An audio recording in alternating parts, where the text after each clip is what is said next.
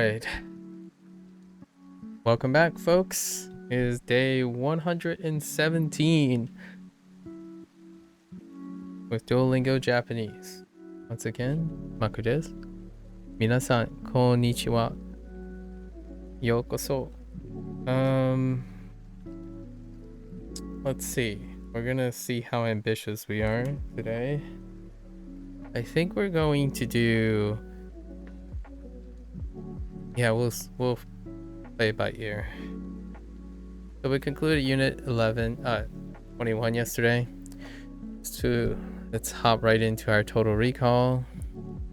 Right. I'm putting in Japanese. Unit 21. It was about using past tense adjectives or adjectives in the past tense. However, the theme was more like visiting people, right? Checking out the house, describing the house. Okay, so to start,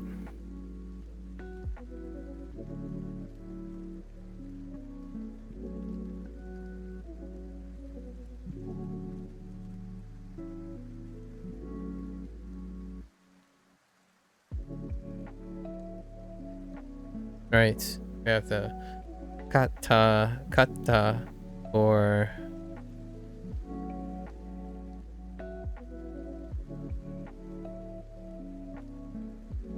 E adjectives, right? And then the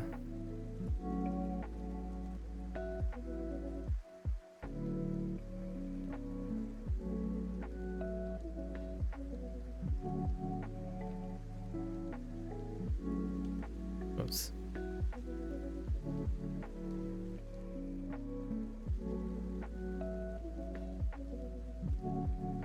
And then the deshta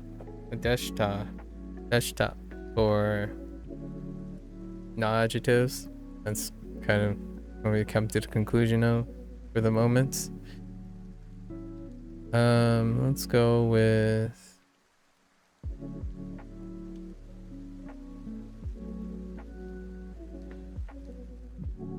kagu.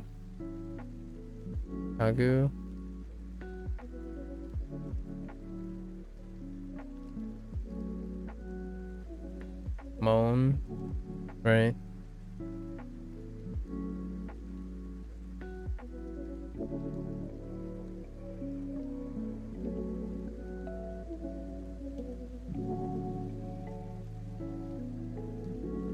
Haida.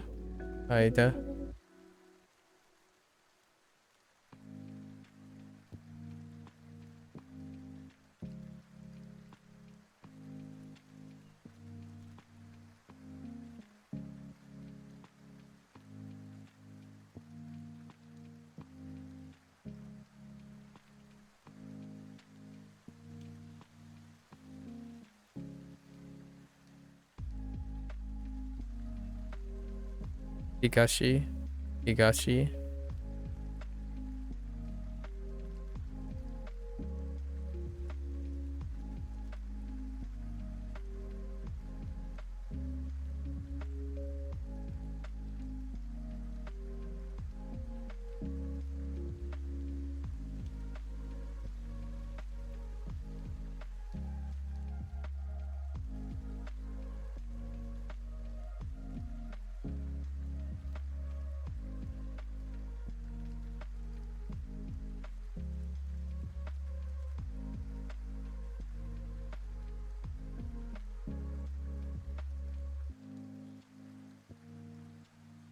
Go. Wait, I might have screwed up the left side actually. Oh no, wait. Did I screw up the left side? Let's write this a little bit better here.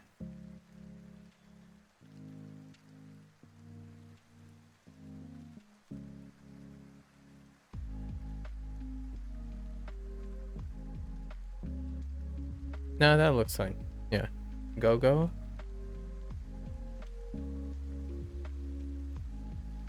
I feel like there might have been one more character. No. That's 4, right? 4. That's pretty good. Let's get back to furniture. Oops.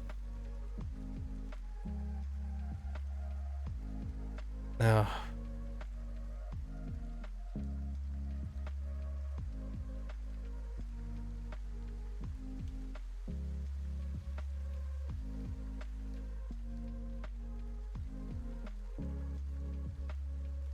Habib.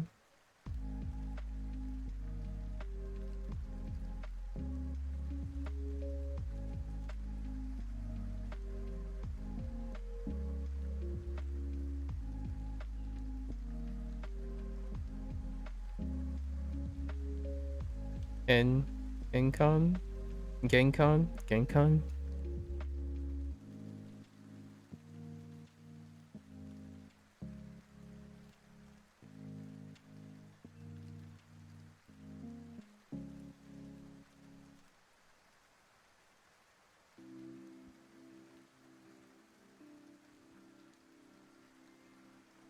Suripa. Suripa. Sure. No. Yeah. Suripa.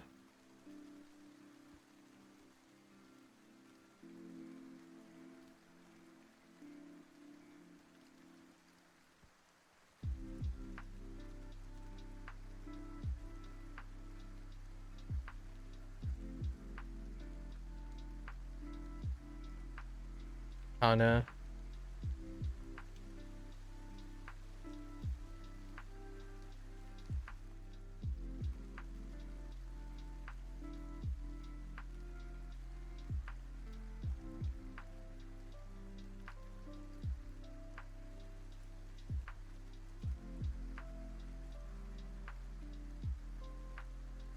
Doa. Doa.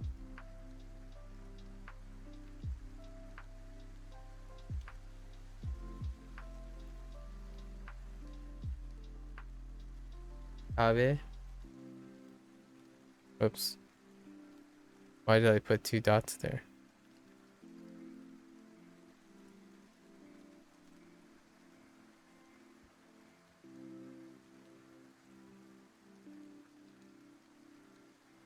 Um.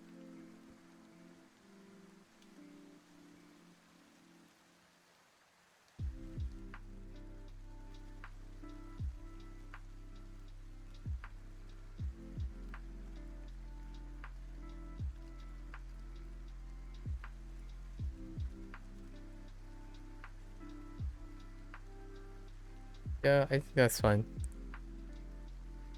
Uh.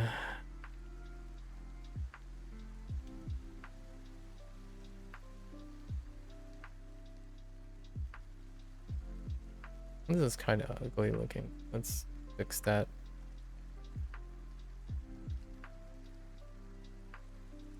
Okay. Hmm.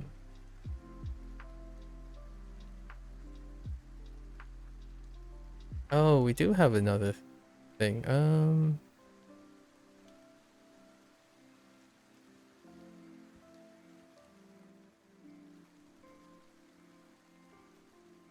Ongetsu.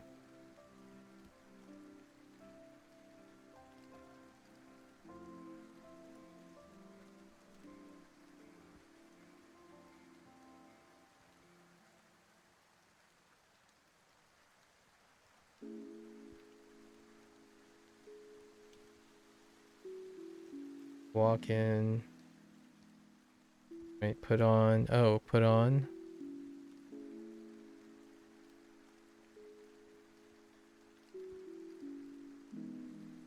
Aku.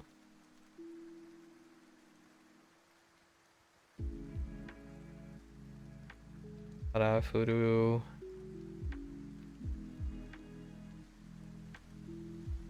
Kirei. Okikata. Right. Nagakata. Remember that one. Kirei deshita. Karafu deshita.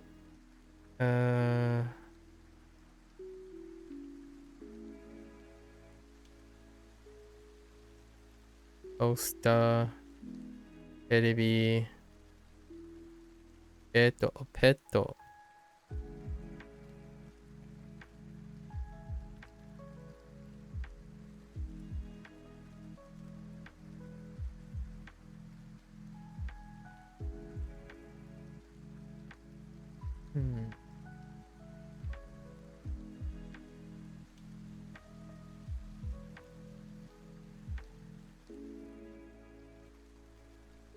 Mado. Mado. Otearai. Niwa.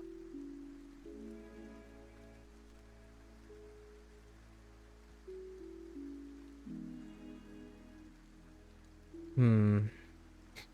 3, 6. 3, 6, 9, 9, 12, 12, 16. I mean, that's okay. Oh, wait. I got some more.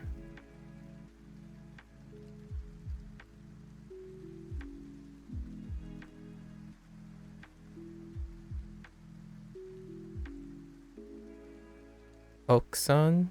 Oksan?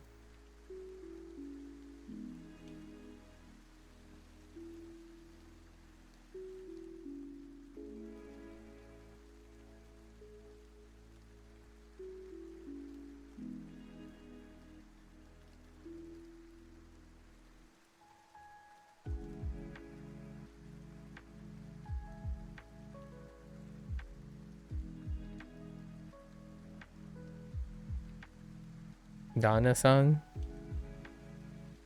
Those are peeps.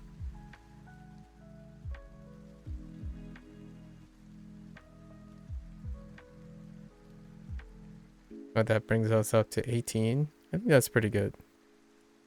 Very congested. 2, 6, 2, 6, 10, 15. Oh, 17. That's pretty good.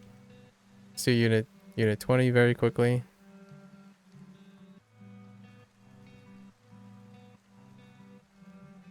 20 was cooking with someone.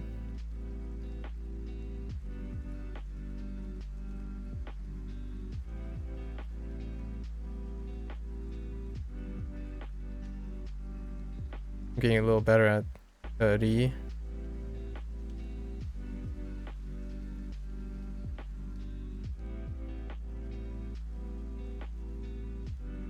Gurimasu. Right, cook.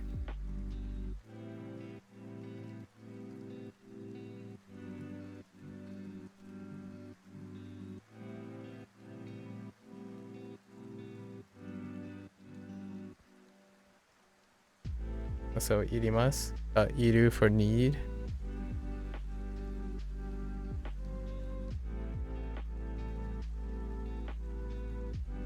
Whoa. And what you do?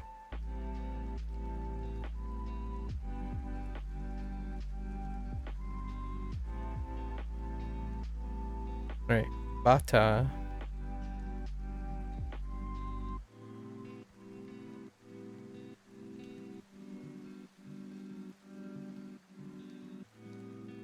Ramu.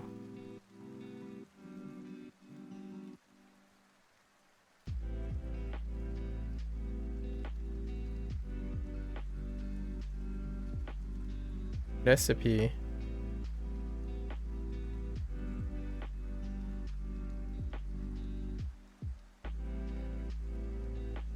Niku. Niku. Niku.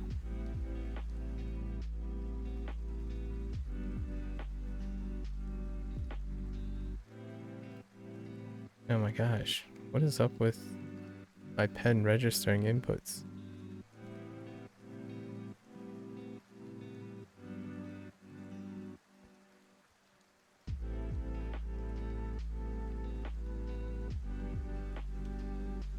Atoll.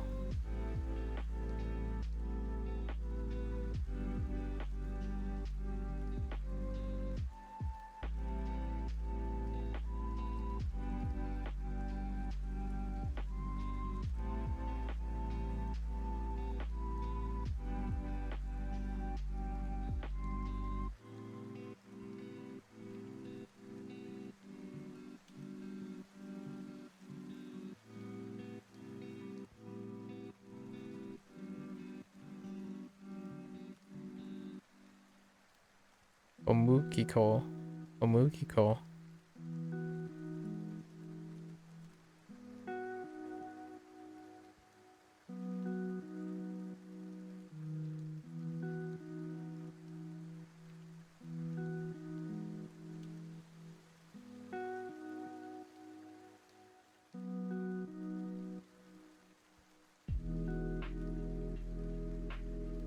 Tamanegi.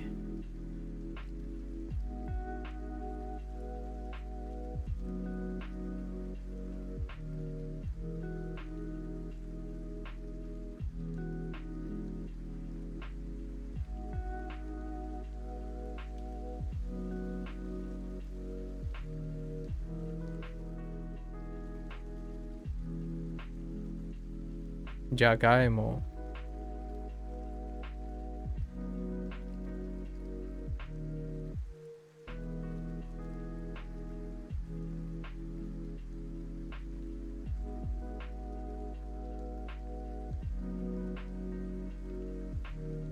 Spoon.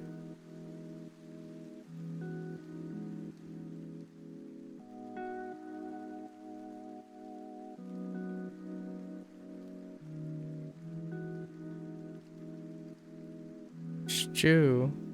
Oh, they're cozy.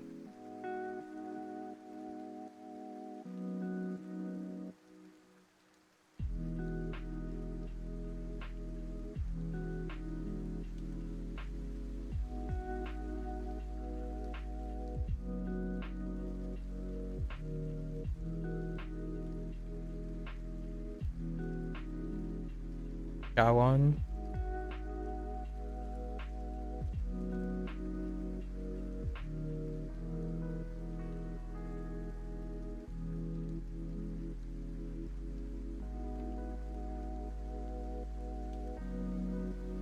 Let's write it away from the lightning bolt here.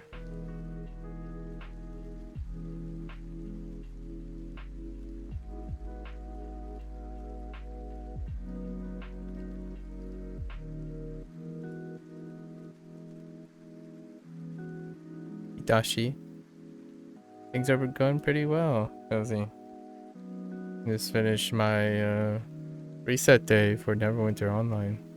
And now we're doing some recall. 3, 6, 9, 10, 14. Okay, Niku.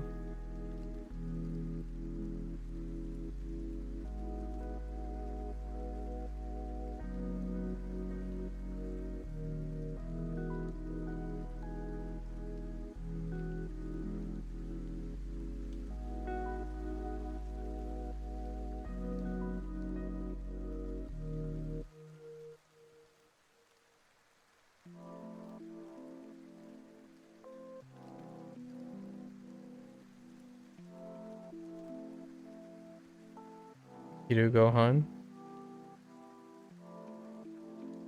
Hirugohan. Niku.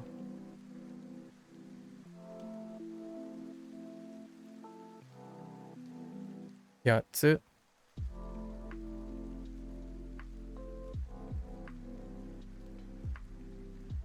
Ikutsu. Ikutsu.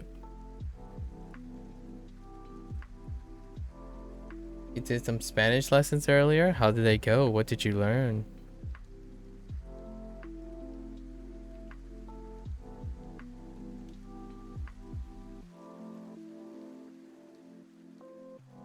Oh right, I could add there's something here. It's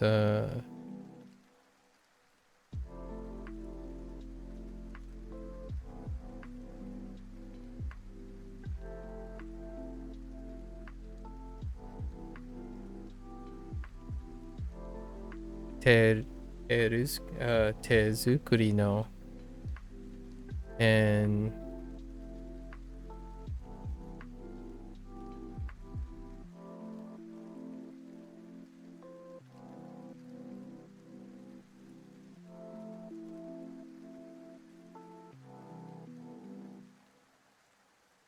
chikin, which over there. I think this is good enough. We gotta keep on pace today. So what's that? 4, 7, 10, 16? Pretty good. Probably a couple things.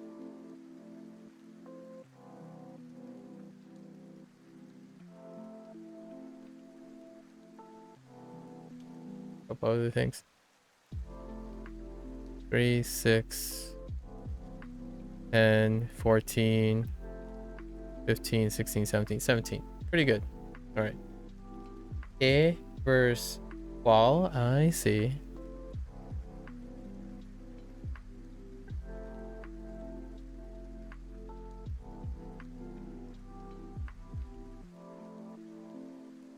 All right. Well, let's get in here. Discuss health issues. Any grammar points? No. Okay. Let's see some teasers. What's wrong? Do shimashita ka? Interesting. Do shimashita ka implies what's wrong. Okay. I can kind of see that. But that's not what I would have thought. Oh, wait. You know what? Let's look. About sudo. Sudo. To carry out, to serve, to wear, to judge, to decide, to be sensed, to be in a state or condition. Yeah, sure. Worth, pass, place, rise, transform, to make use, to feel about. Huh. I guess it could be. I guess. Doshimashita ka? Doshimashita ka? Kind of feels more like, oh, what's up? And el la que, okay, versus el la qua, I see. Qual, qual, sorry, I said qual. When and why you would use one over the other? Oh, okay. Yeah. What and which?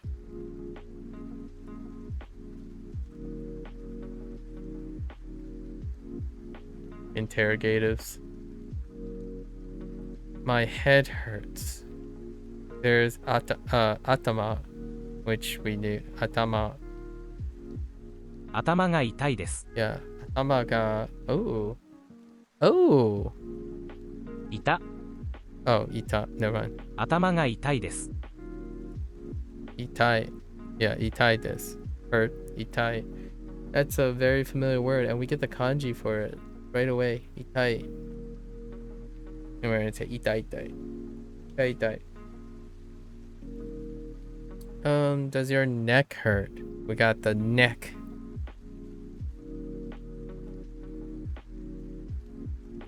Kubi. Kubi wa itai desu ka? 首は痛いですか？ Kubi wa itai desu ka? Okay. Ie. Eyes is. Oh, we got the kanji for eyes. Meh. Meh.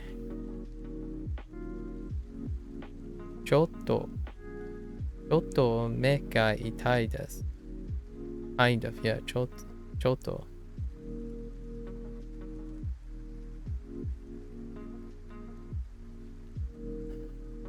Okay.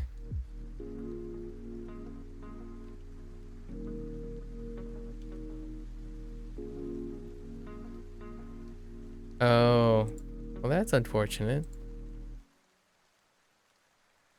No worries. It's understandable. You get them, you know. Certainly get them. Unsolicited, I imagine. Mosuku. Yeah, mosuku na. Orimashou. Orimashou. Yeah, orimashou. So, orimas.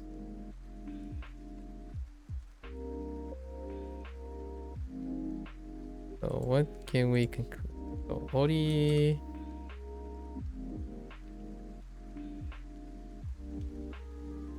No. Horiru?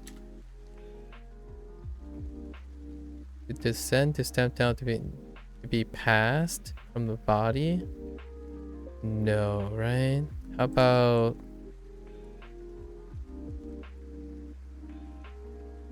Oh.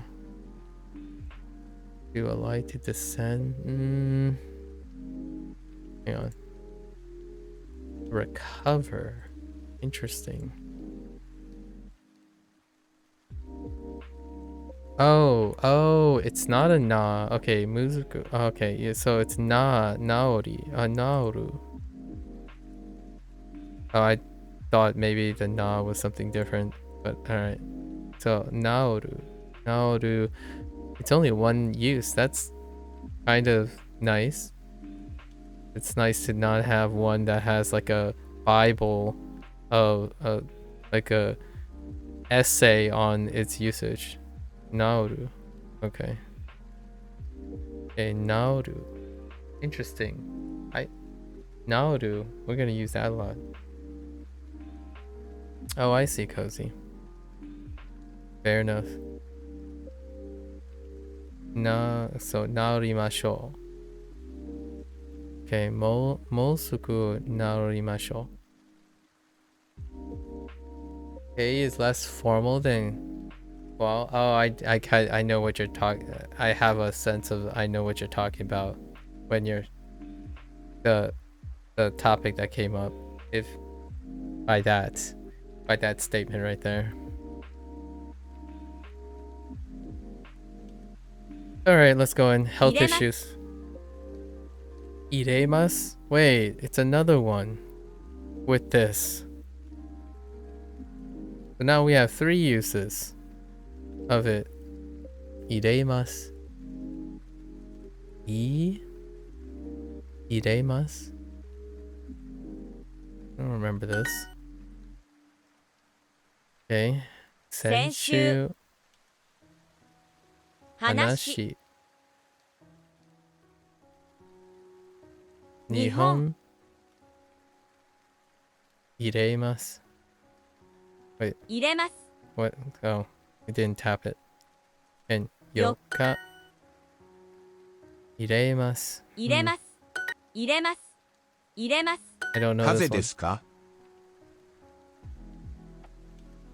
Kaze. Kaze desu ka? Is it a cold? Okay. We brought back kaze. Now it's not attached to hiku. Right. Kaze o hiku. Kaze o hikimashita or something like that. Oh, 風邪、 yeah, kaze. Yeah. Is it a cold? Oh, I forgot about diningu. Diningu, one of the rooms for the previous unit. That would have been 18 or 19.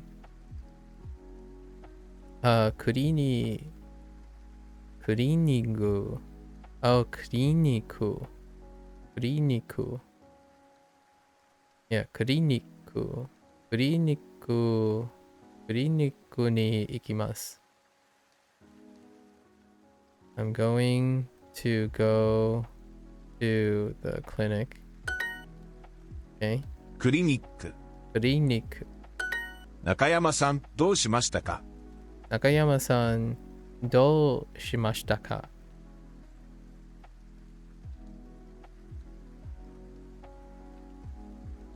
Interesting. I'm gonna have to look this up in the evening about do shimashita ka. Do shimashita ka? サムさん、どうしましたか？サムさん、 do shimashita ka? どうしましたか？アンドリューさんどうしましたか？ Andoryu-san, do shimashita ka? I'm trying to be a little bit closer. I don't want to sound like the entire time. Kind of like trying to sound inquisitive without necessarily sounding the same each time. Andrew, what's wrong? Do shimashita ka?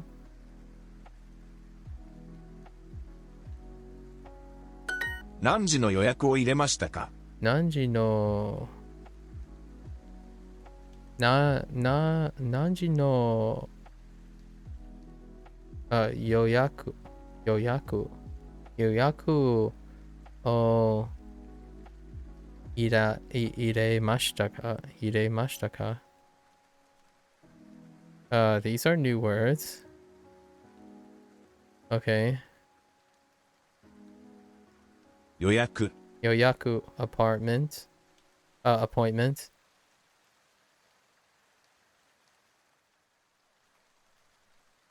Did, make, put in, let in. Okay. Oh, wait. Wait. Okay, ireru? No. No. To admit, to accept, to no. No. Yeah. Ireru. Ireru is foreign to me too.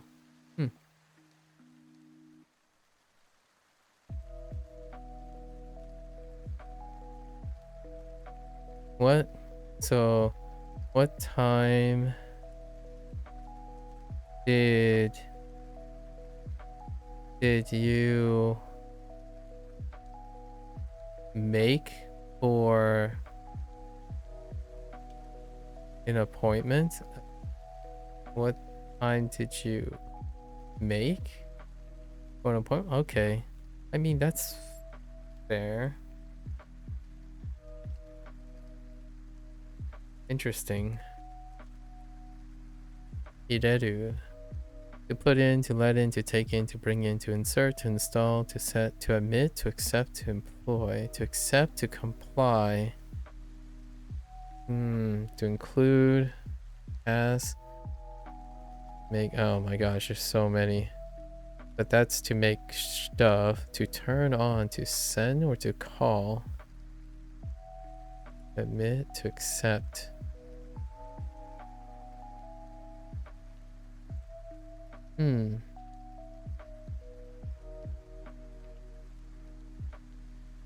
Interesting. And then yoyaku. Yoyaku. Oh. What did you make an appointment for? Okay. Fair enough. 多分風邪ですね。 Fair もう enough. 病院に行きましたか？ Yoyaku would be to make I think it's more special meaning for ireru. Nar, I get it. But the whole point is learning nar. So you don't have to explain it before I actually learn it. These are new vocabulary. That's the whole point. Tabun kaze desu ne. Desu ne. Mo byoin ni ikimashita ka? So, tabun kaze desu ne. Interesting. It's probably a cold. That's an interest. I like that phrasing. Mo byoin ni ikimashita ka? Iie. Demo. Interesting. Iie. Demo sanji. Sanji no yoyaku o iremashita. You don't understand the issue? There wasn't an issue. That was the and that's ironically the issue. The issue is that there wasn't an issue. Or unless you're talking to Cozy. In Spanish, it's mean date. Oh, I see. Interesting.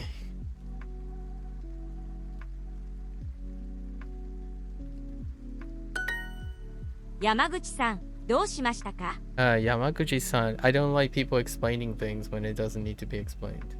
It's taking away from learning anything. That's kind of like unsolicited advice. Yamaguchi-san, どうしましたか?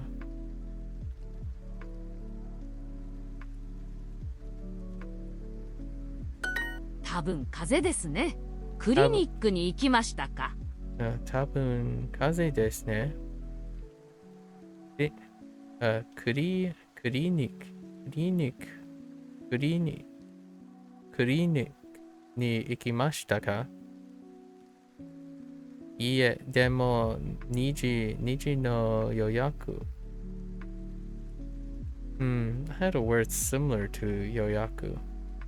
Oh, maybe that's not why it's marked as new. Because yoyak shimasu. Oh. Interesting.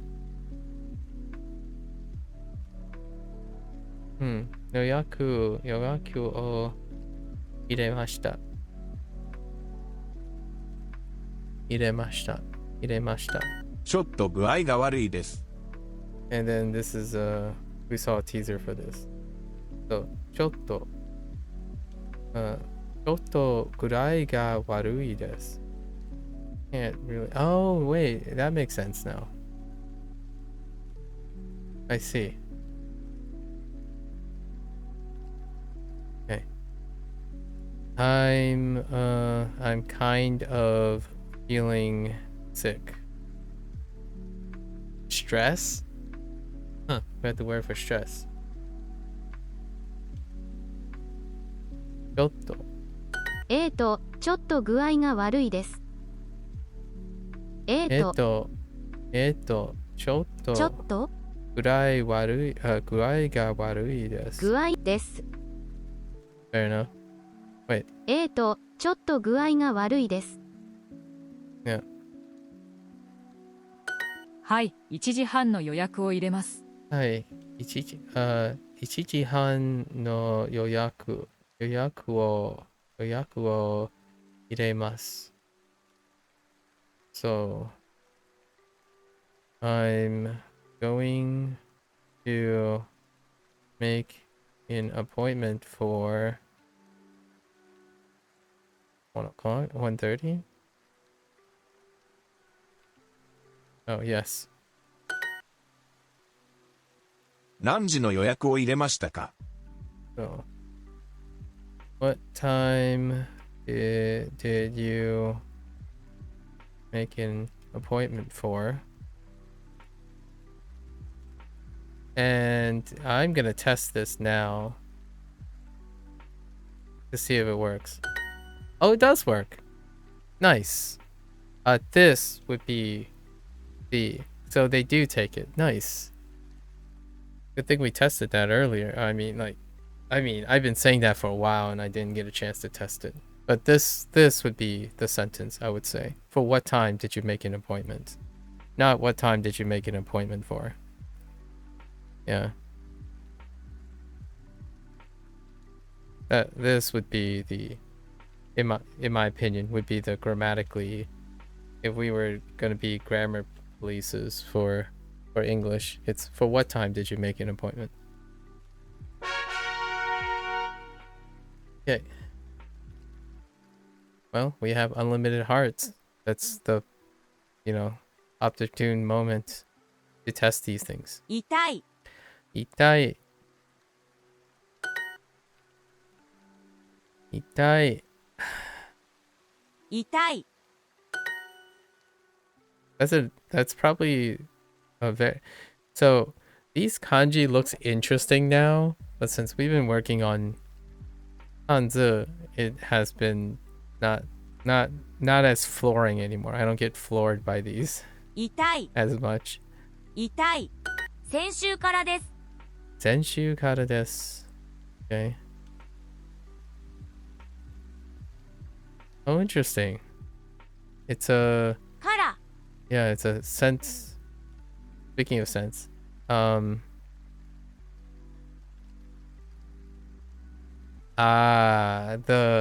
fragment but still complete sentence that separates Japanese with English since last week. Yeah, we talked about this like in the first week of Japanese when people gave me examples of how fragments can still be sentences. Since last week. I think a lot of people will say there's a bad thing on how Duolingo doesn't use as much kanji, but at the same time I do feel like kanji can make you a bit dependent, if you will. Yeah, it does.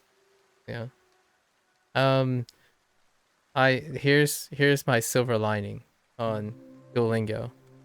Duolingo doesn't use it does use a lot of kanji. It does use a lot of kanji. What people are saying is it doesn't use as much kanji because they don't it's too slow, as in like it's too slow for them. They want kanji immediately.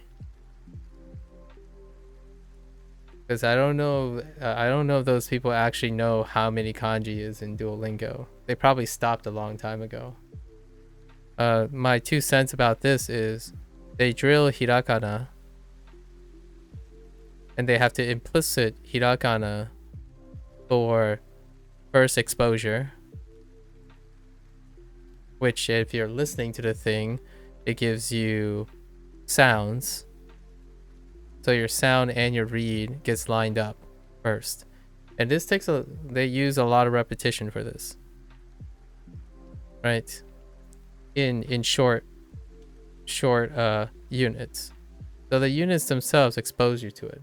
However, the reviews don't cover this very much. And what I mean by that is after you pass a certain unit, there's only a chance that you'll see the hiragana or this word or these words again. However, when they finally get around to the kanji again, which you will get to, when they finally get around the kanji again, you'll be reminded if you actually know the word, if you remember the word, if you know it. And to me, that's my silver lining. When the word comes up again, which usually comes up about, I'm gonna say, like 2 or 3 weeks, if not more, afterwards. So if you still remember this word by how it sounds and by its hiragana, now you're gonna relearn this word or review this word again, only now you'll recognize it as a kanji. So what happens is it actually unintentionally spaces, it spaced the exposure to the same word. And then not only that, then you can also be exposed to 2 words with the same reading, and also multiple words with different readings. And to me, that is what they plan to do. And they continue to do that. And the idea is, my silver lining is, they didn't introduce kanji immediately. And I like it. Because I know there's going to be a chance I'm going to forget. No matter how hard I try, there will be words that I won't be using anymore. And if they have to reintroduce the word again because they have to introduce the kanji, then so be it. It at least gives me a expectation that I will see the word again. So if I forgot a word initially and it's in hiragana, it will probably come back as kanji, with a few exceptions already. So that's just my thing. But when it comes to like people talking about it doesn't use as much kanji, it's referring to how, in my opinion, the pace in which kanji is introduced, which is very, very slow. I do agree with that.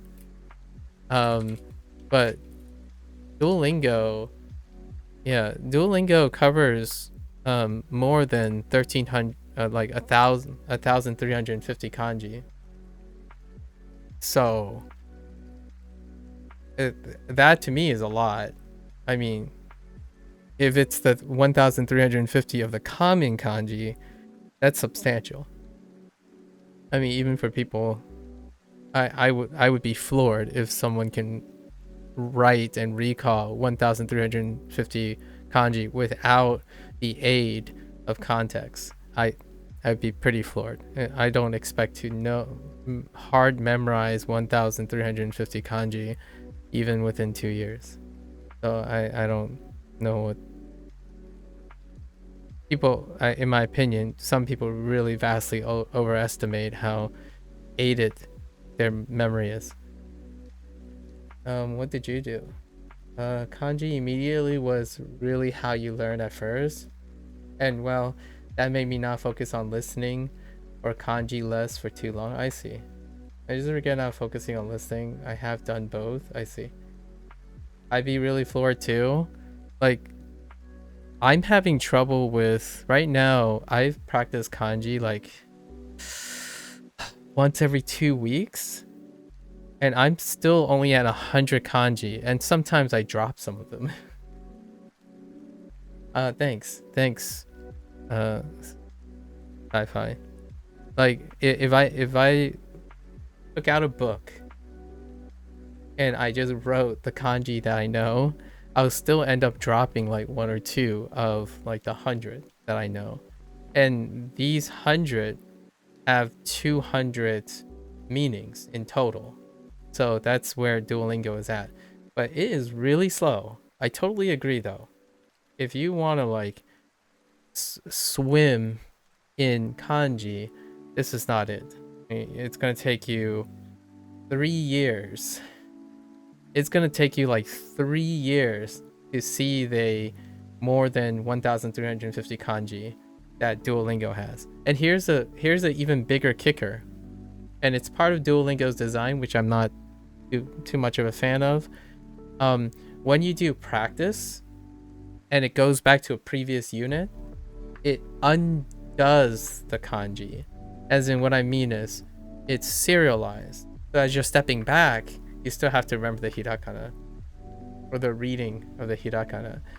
They don't dynamically adapt practice and create new things and update things. So you might want to stick with something like a Satori reader or something, where they like will continue to update your kanji, and you can tell the Satori reader what kanjis you don't know and what kanjis you do know, so then they adjust to that. In Duolingo, if you go back to an earlier chapter, then you have to remember that some kanjis don't exist yet, right? So I think that's a weak point in Duolingo. However, when you go to the very last units in Duolingo, you are expected to know over 1,350 kanji. So that's still a lot, in my opinion. Personally, you can read 800 kanji, but I didn't learn how to write them. Yeah. So, here's my thought. If people were given a blank piece of paper, how would they know? How would they demonstrate that they know a certain number of kanji? Like with nothing. Just if you start talking to someone and you're trying to describe someone, oh yeah, this is what the kanji looks like. What do you do? Because for now, I can only show you 100 of the kanji, but I don't understand how other people would say, like, oh yeah, you remember, taberu. What does that kanji look like? And then you only have yourself. Like, what do you do? Like, you know what taberu looks like, right? Right? You and I, we know what it looks like, right? It's like, no, but I don't have to. I don't have to. Right? This is taberu. a poorly, hastily drawn taberu. But, yeah. This is the kanji attached to taberu. So, hey, I'd be floored. I really be floored. For the people who keep saying like, oh yeah, there's not a lot of kanjis. Like, I don't know. Maybe in my life I might remember. Maybe in my life I might remember how to show people like 600. If I'm lucky, by the end of a year, I might be able to show someone. I'm like, all right. If you really wanted to challenge me, I can at least write or like show you what 600 kanji looks like. As opposed to doing the thing where like, oh, I know what it means when I see it. And you do too, so we don't have to worry about knowing kanji. Like, as long as we can read it. And then as long as we say the things, which has not, in my opinion, when you say something, it actually has not as much to do with the kanji as you might think, because it's actually closer to knowing the hiragana, because it's a syllable, it's a syllabaries, right? The syllabaries of the kana, right? The hiragana. So it's interesting. I think it's a funny I think it's an interesting topic to discuss with other people. Like, how do you describe and demonstrate that you know kanji without someone providing you something? I wouldn't know, other than write down the kanji that I already know. 水曜日からです。 Yeah. It's a super wonderful observation that other people talk about. Nar. 水曜日からです。 I'm like, I'm gonna be real with you. The reason why I say that is because I'm learning Mandarin. And Mandarin, there's no way around it. Like, you can't just say the word and not know the character. So you need to know the character, because the read corresponds to the characters. Unlike like hiragana, and I love, at this point, this is a funny thing, right? When you go from English to Japanese to Chinese, right? The first thing you think about is, oh yeah, the alphabet. That's so awesome, you know. Even though we have you have different sounds for them, at least the alphabet has like specific types of read, sort of, when you think of the alphabet. And then suddenly you're like, ah yeah, kana, and then kanji is like extra layer compression. And then you move to Chinese and you're like, so you basically have hanzi, and like, yep, time to strap down. Strap down and remember your hanzi. It's not the full picture, but we're specifically comparing the idea of how do you show someone that you know what kanji you're referring to. You can actually write the kana and then like, oh, it's that iru, right? Like, if you write this, and then you describe it, right? You write iru and you describe it. It's like, oh yeah, it's iru, but it's that iru. And then suddenly, oh yeah, now I know what kanji you're talking about, right? Because iru has a bunch of like different irus. However, you can still write iru because you're only responsible for 46 with the katakana and hiragana. If you can write iru on a piece of paper and say, oh, but the iru I'm talking about is, oh, now I picture what the kanji is. In Mandarin, the closest you can get is you're using pinyin, right? Like, oh yeah, it's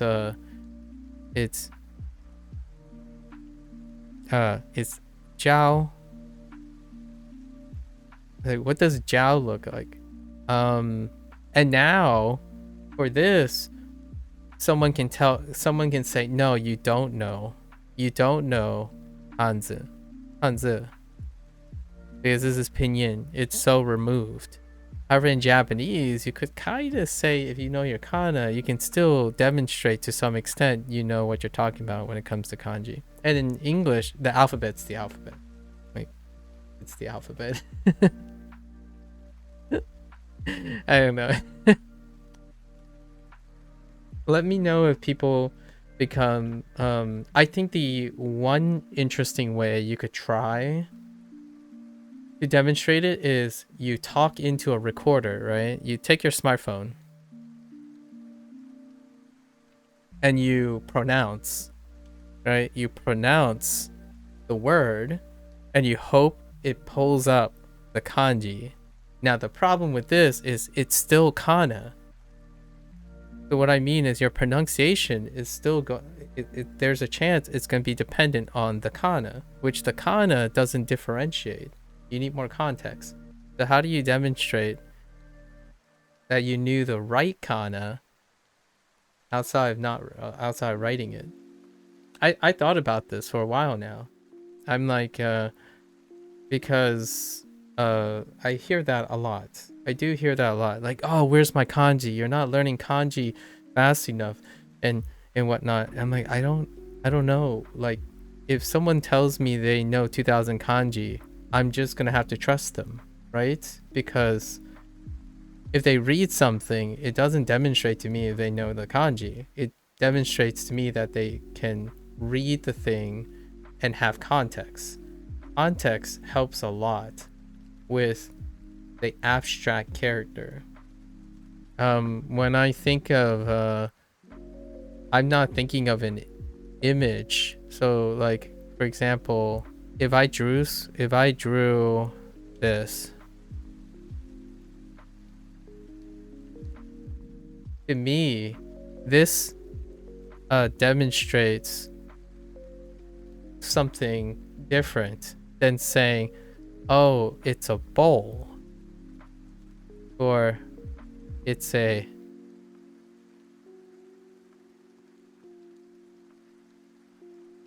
chawan, right? Chawan. So if you wrote chawan and you didn't write the kanji, you could make an argument like, oh yeah, but you don't know the kanji. But the kanji is like this. If you're picturing a bowl, this is like kanji. I guess I can just pretend I don't know kanji so that I have no kanji knowledge to demo if they give me a blank piece of paper. That's how I feel right now, Gemini. If there's anything, like, I'm not saying this is bad or good. I'm not saying this is bad or good. It's something I've been asking myself. Like, how am I going to keep up with this kanji?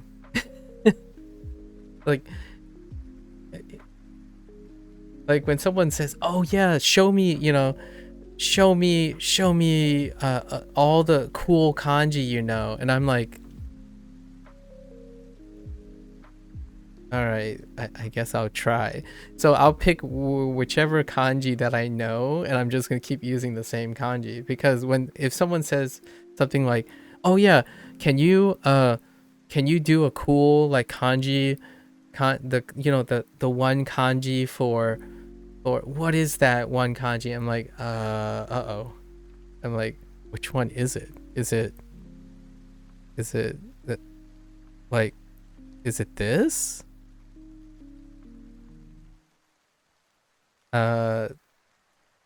I'm sorry. Remember. That's what I'm worried about in the future. And it's kind of like remembering all the English words, right? Like, how many English words do you remember? I literally had this question before. Someone said, proposed, like, how many English words do you know? How many English words do you know, right? And I literally said, and I kid you not, I don't remember when.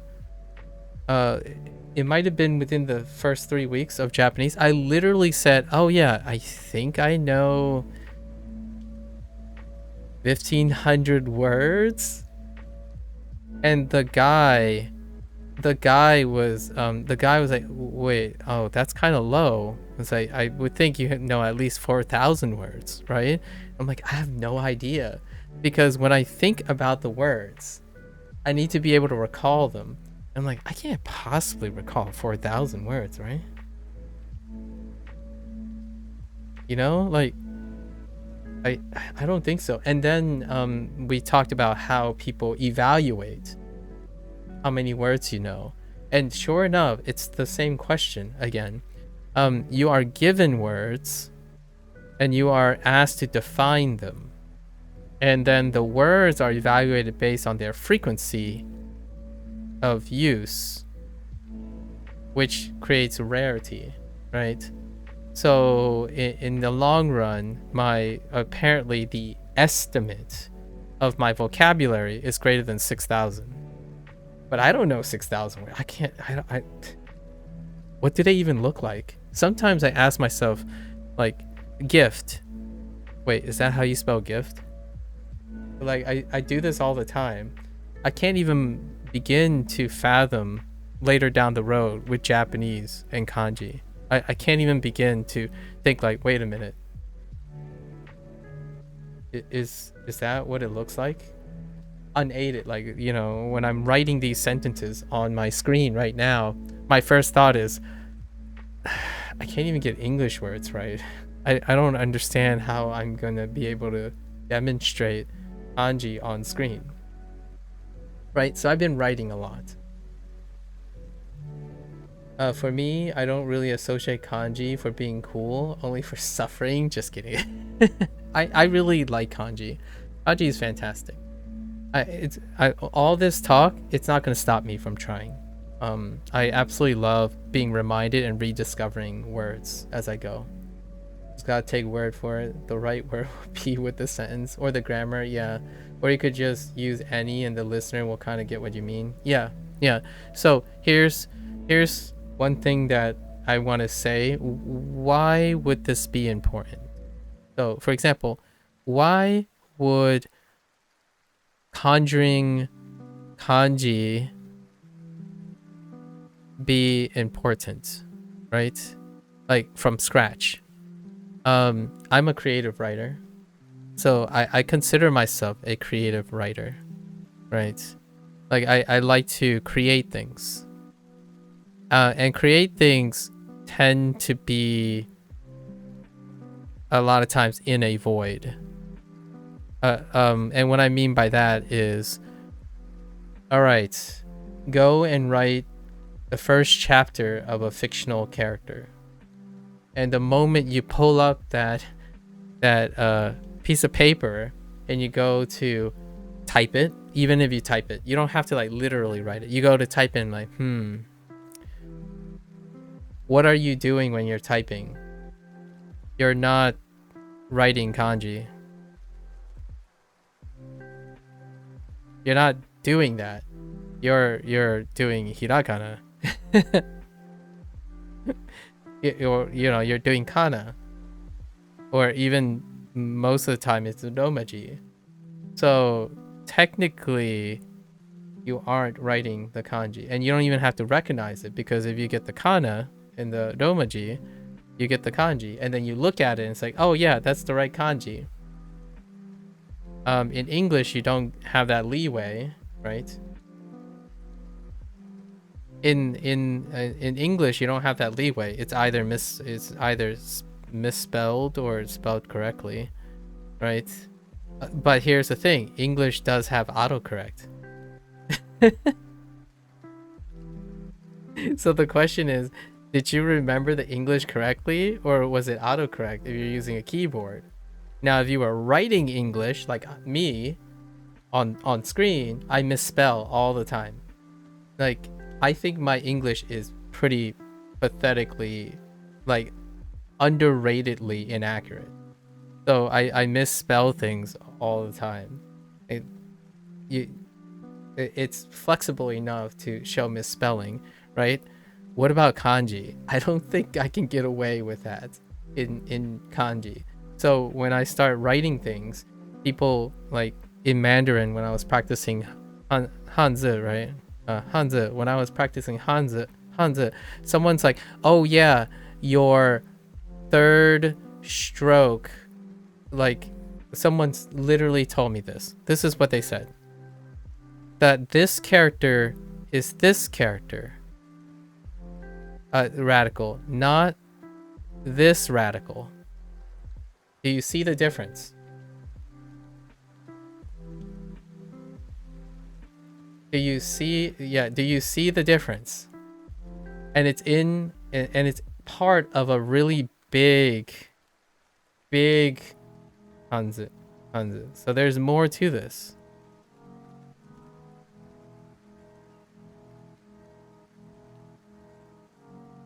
It's a wider base. Yeah, so if I magnify it,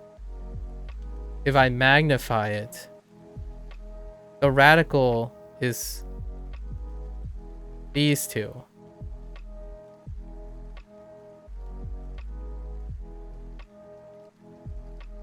right? And it's part of a bigger Hanzi.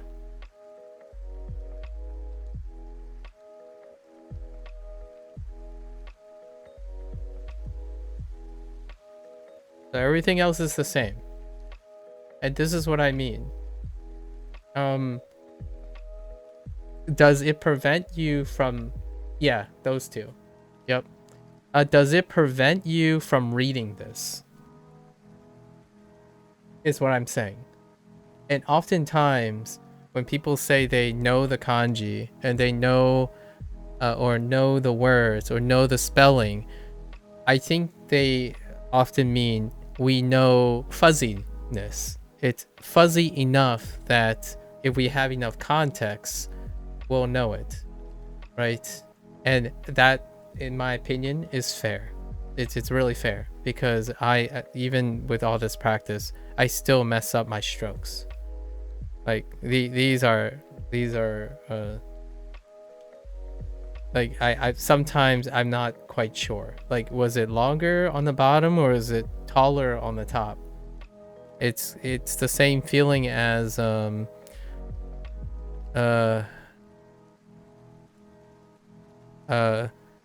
something like, is flower, is this how you spell flower?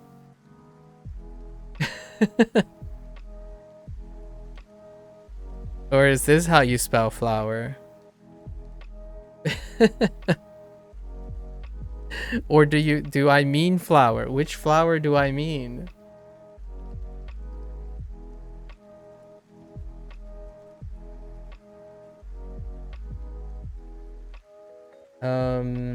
If you okay, you can't just say, or you could just use right. If you want to learn a parlor trick, kanji just learn how to draw. Oh, is there a lot of radicals that come up very quickly? Very often? Is that why you have a parlor? That's a parlor trick. You can't just put a word to what it is. You can't just put words to what it is. I'm gonna say I kind of partially, I get where you're coming from. Texting versus spoken, I get where you're coming from. They're not like perfectly overlapping, but they also not mutually exclusive either. Spoken and written. Wider base, small sides, or street vocab. Yeah, sure. Yep. Got it. Lord Take Him already said it long ago. One does not simply learn a kanji. Lord Take Him. Almost all my problems on English spelling is it E, I, or I? Oh yeah. Oh, you know what? My favorite one is, you know, the mnemonic, what is it? I before E, except after C, right? Except after C. That's totally not true anymore. That's totally not true. but it does work most of the time. I before E except after C. So the most common word that you have is this one, receive, right? And you just saw I wrote I first there, so that, you know, yeah. And then you have science. That's so good. Cozy, you kind of stole my thunder. I was gonna say science. I before C after I before E after except after C, and immediately the first word that I would think of is science. Like, I'm sorry folks. That's what happens when you try to nail a natural language. Just lurking and working on Memorize tonight. Very nice. Hank, oh, you're on Memorize tonight. Nice. Thanks for the lurk. Took me literally years to learn that flower isn't pronounced fleur. Oh, I mean, there might be people who actually say fleur though. Fleur? Yeah, fleur. Because of flurry. Or what's another what's an OR? What's a OR but it comes up We need no. Let's not digress into let's not digress into English. English is really pet. The kanji I wrote is the kanji with the highest stroke order in the Joyo kanji. Okay, and it means ironically depressed. Okay. I think one parlor trick, in my opinion, one parlor trick for kanji is try to narrow down. I'm sure someone already done this. Probably Wani Kani and stuff already done this. Narrow down radicals. And what I mean by that is it's probably in a textbook somewhere, where if I can get comfortable with favorite words, if I can find favorite words, like a collection of favorite words that reduces, say, the 1000 down to like 200 foundational radicals or something that covers like the spectrum, a decent coverage of the spectrum of radicals, maybe I can mix and match and just be like, well, taberu, I keep picking on taberu, like taberu, I can kind of see this, so maybe if I complete it like this, it's fine. You see what I mean? Like, what I mean is, if you have a spectrum of radicals, you might be able to use what you remember about some parts of the kanji to complete the image of the kanji. So like you're completing the picture, kind of like if I drew this,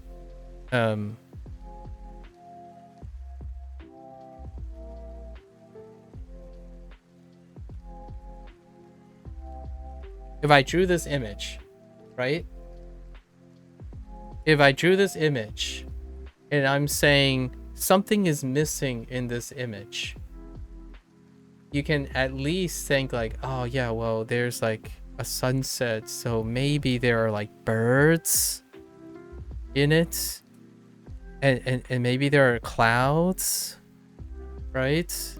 Oh, maybe we're like on a beach. Here's a parasol and maybe a chair, right? So that's kind of where I'm going with this, where like maybe you can form some sort of like an internal system or something. Radicals is the hugest clickbait I've seen in learning kanji for me. Most radical mnemonics I feel like get too crazy, and I personally thought was easier to not think like that for 80% of kanji. A stall with beer, right? Like a cooler, an ice cooler, that kind of thing. That's the way I'm doing. Oh, and Nar, I have a particular, the mnemonics, right? The mnemonics. Are they your mnemonics? Are the clickbait that you said, are they telling you, like, are they encouraging you to create your own mnemonics?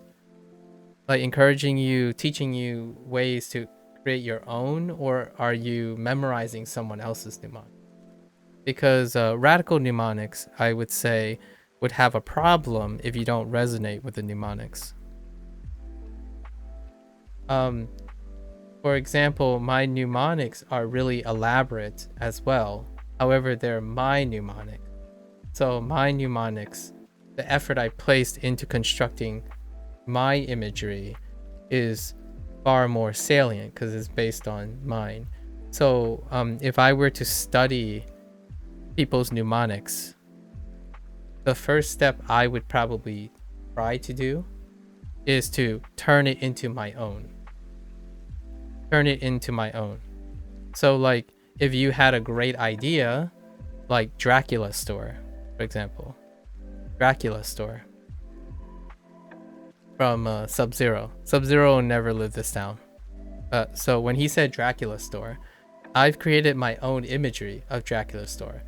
I actually think of Cocoa Puffs.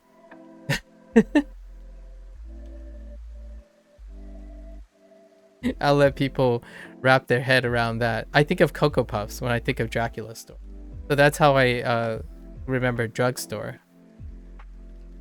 Drugstore.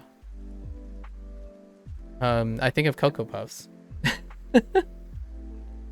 So one of the things about like shortcuts, right? Mnemonics, shortcuts, is that if you do not create it on your own, like if you don't understand how to integrate the information and make it your own, it's going to be very difficult. Yes, things will become super elaborate. And if it doesn't come automatically to you, it's so much more effort to remember. It's even more detail that is already not at your fingertips. The clickbait I mentioned is like how people talk about RTK's approach. Everyone is like, this is required for kanji. The hustle. He got caught in the hustle, huh? Water, ice, hand, grass, moon, radicals are good, and then the rest don't make sense. Fair enough. I probably use a good amount of my own mnemonics, but it's been so long I don't remember anymore, and I feel like that's really only needed for writing anyways. I see. Mnemonics... Wait, so you don't use mnemonics for memory? Oh, I see. You don't do like Mind Palace stuff. So like for example, Mind Palace. If you say you're this is your imagery, right? And here's a chair, you're sitting, right? You're sitting here. And you're looking through this table. What's in this table? What's on this table? Well, let's put some more chairs here. Right. Right. What's on this table? These are all mnemonics, by the way. Mnemonics are just shortcuts, right? So I'm providing you a context. However, this is my context when I need to think about stuff. The book's marketing was too good, clearly. Yeah. So for example, like, do you remember what chair is? Right? Do you remember what a table is? What goes on a table? Maybe I'll draw something more on the table. So these are all mnemonics. Mnemonics can be imagery, right? Or even like when you say a word, it reminds you of another word because of the way it sounds. So I think it's not quote unquote just for writing is probably what I'm getting at. It also, in my opinion, it slightly explains why you don't use mnemonics anymore, or like you don't find mnemonics very useful. Because you don't necessarily... Yeah, and you mean specifically radical mnemonics? Yeah, but radical mnemonics, that's like... I know what you're trying to get at, but kanji, how mnemonics work, in my opinion, is to relate the thing. So as long as any thought is related to the thing you're trying to remember, it would be considered a radical mnemonic. So like in my opinion, right? This is the temple I want to meet at. This is the kanji for aimasu. Au. And you might be thinking, well, there are a lot of kanji that looks like a temple. Like, well, those kanji don't have this mnemonic. That's just it. And you might be thinking, oh yeah, but that's so much effort. Like, it has to be your own. When the mnemonic becomes your own, it's very hard to forget. Yeah, I don't know. I feel like I just get used to seeing the shape as a whole when it comes to reading. Eventually, I agree with you though. Like, if you don't need to do these things at all, if you don't want to. If you remember things accurately, then it's accurate to that extent. I'm trying to demonstrate in a sense that uh, practicing how mnemonics work isn't necessarily just for writing, right? Just for writing. However, for you, you probably have done Japanese so long that you feel like the only thing you have to gain from it is writing, which makes sense since you don't really even need it for reading anymore, right? Mnemonics for me also, reading a sentence, I use mnemonics. So I don't really have any time where I'm not associating. I call them memory associations. So there might not be, I might be using the term incorrectly, but associations, memory associations. I think under memory associations, one way you can do things is using mnemonics, but I feel like they're almost interchangeable. So you're associating two things together, and that's how you remember things. Or what I mean is how you create new things, right? Sometimes when you have a canvas and you do something like, here's the scene, right?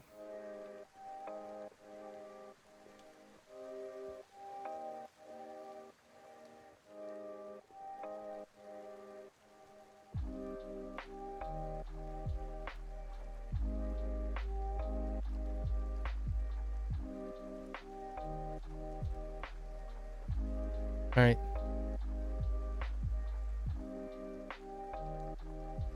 So like you're inside a room. Maybe we'll put a table here. Maybe television, right? And suddenly you're like, okay, so what's behind that door? What do you think is behind that door? And you might be thinking, oh yeah, it's obviously the outside. But what's outside? Behind this door, what I'm thinking about is space. So when I'm drawing an image, I can remove this wall.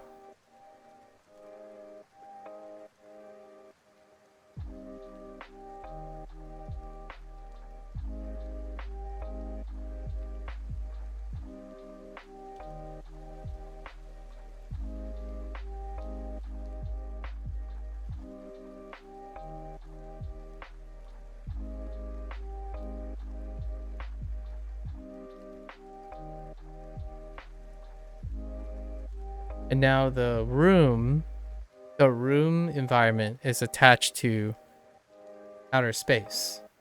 So you can associate crazy, vastly different things. And that's creativity, right? It creates creativity. And that's why Earthlingo is fun. And there won't be any noticeable benefits. There won't be any noticeable benefits to this if the things you're engaging in is trying to reproduce something, right? So I totally it's incredibly pragmatic to find the shortest distance between remembering something and something else. I totally get that. And if you can already do that, you don't need to practice any others. The way I'm leading my conversation, right? I'm leading this conversation.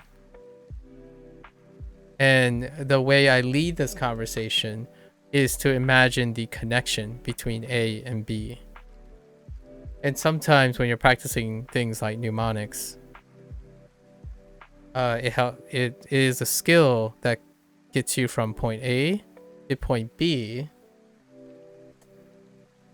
without someone helping you. So maybe not for radical, like, you know, not radical mnemonics. Perhaps that's not the greatest thing. However, if you were practicing mnemonics, that's a skill that can be used for other things, like leading a conversation. How do you get from talking about space, or like you wanting to talk about space, starting at your living room? And it can be really fun, and it attaches these ideas together. So there's a reason why when I think of the living room, I also think of a space, or like outer space. It's the whole idea of unlocking your boundaries, right? Anyways, really fun little thought experiment. 水曜日からです。 Is this gonna radically change your life? I don't think so. Probably not gonna radically change your life. I'm attempting my best to possibly add something, a piece of me to any of your impressions of like reality and all that stuff. 水曜日からです。から Suiyobi kara desu. です。 Oh, okay.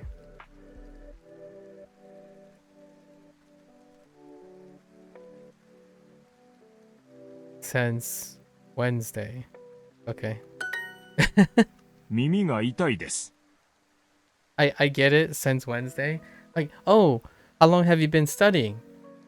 Suiyobi kara desu. Right? I get it. Oh, and that's a mnemonic, by the way. So, what did I employed a mnemonic just now. It might not seem like it, but when I thought of sent something, I have a mnemonic for how to determine fragmentation in colloquial speak, which a lot of people type in colloquial. So you have to contextualize it. And in Duolingo, people who cannot be creative in contextualizing, they need to, in my opinion, encourage themselves to use other apps to provide context, right? Because if you can't create mnemonics for yourself, like the context mnemonics, right? Context helps you learn. So if you can't provide the context yourself, you have to go and find the context, or have someone provide the context. It's kind of one of the things like, are you good at imagination or you're not? And I'm not saying, are you born with imagination or capable of imagination? Is, did you practice using imagination?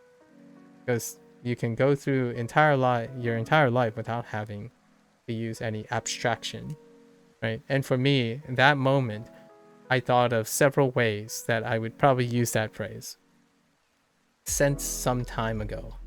And it's a great response when someone asks like, oh yeah, when was the last time you ran? Right? When was the last time you ran? Ichigatsu kara desu. Right? Ichigatsu kara desu. Since January. And then you can add even more. You could say, I actually don't know how to say this. Last Ichigatsu kara desu. I actually don't know how to use last as an adverb yet. So I would look up that word, right? And then that mnemonic would be established. I was looking at the Japanese traffic signs, and for bikes, they just had in the sign Koko Kara and then Koko Made, is signaling that use of bike is forbidden. Oh, okay. Allowed, and I thought that was highly confusing. Oh, interesting. You have to read and then look at the drawing and make a mental effort, but maybe it's just a skill issue for you. Skill issue. That's a Okokata. Oh, from I see.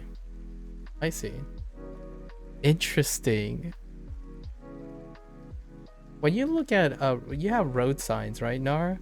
Are they pictorial? How do you remember the road signs in pictorial? Like things like you know, whoops.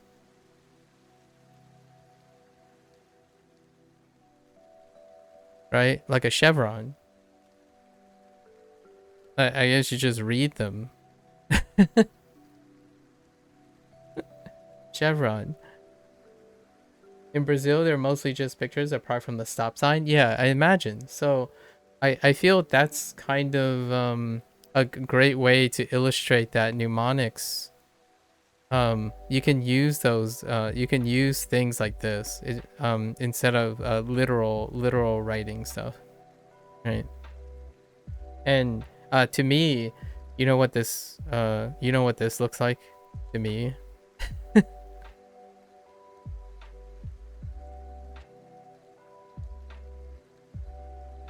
I don't know if you're ready for this.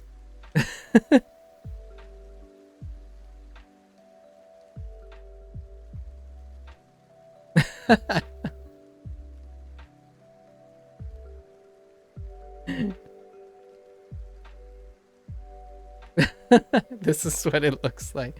When I see this chevron, I see this. It doesn't have to make sense. Just that what? What? Aren't these two things the same thing? They're obviously the same thing. It doesn't have to make sense. At least it doesn't have to make sense to anyone but yourself, right? How I get from a chevron pointing right to Migi. This is Migi, by the way. Migi. So because I know this, then I know this, right? Right.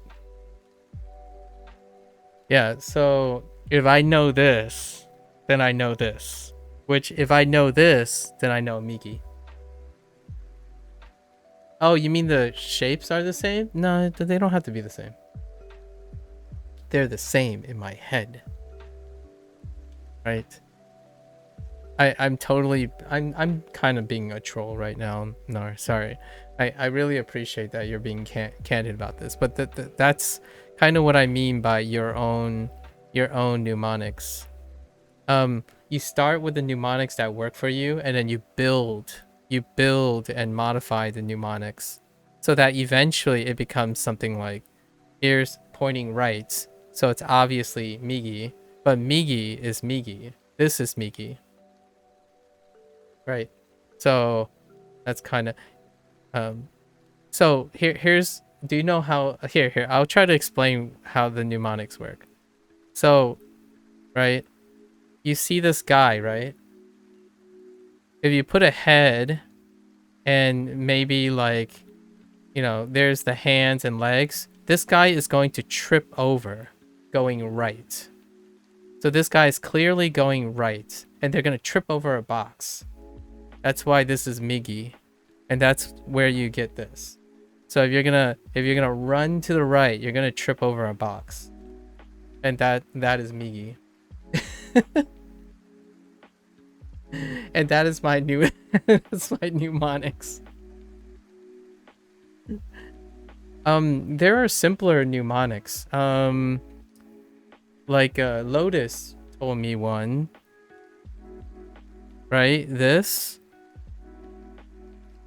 and this, right? So like how do you tell the difference between these two? Well, if you take this handle and you just like crank it hard, like just crank it into the page, right? Into the page, then you get this. So these are the characters that represent going up and going down. Because you have to crank it going up to get it to go down.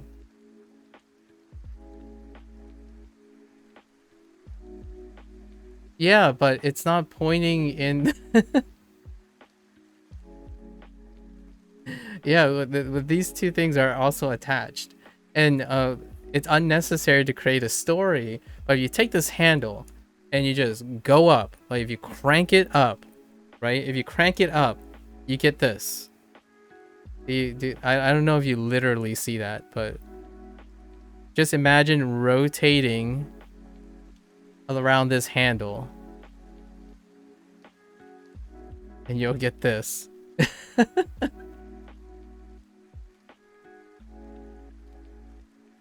Also, this kanji here, they cross over. Oh, interesting. Oh. So, what I see there is what looks like Yama, and neat. What does this mean? Is this supposed to be Yama? Something about mountain crossing, maybe? Oh, is it called crossover? Or is it something to do with a mountain pass? Maybe up and down? Like a mountain pass or something? I don't know. I'm just guessing. I don't know enough about that. It just looks like Yama with up and down. Mountain pass? Oh yeah, okay. Mountain pass. Fair enough. Because the moment I saw the kanji, I saw this.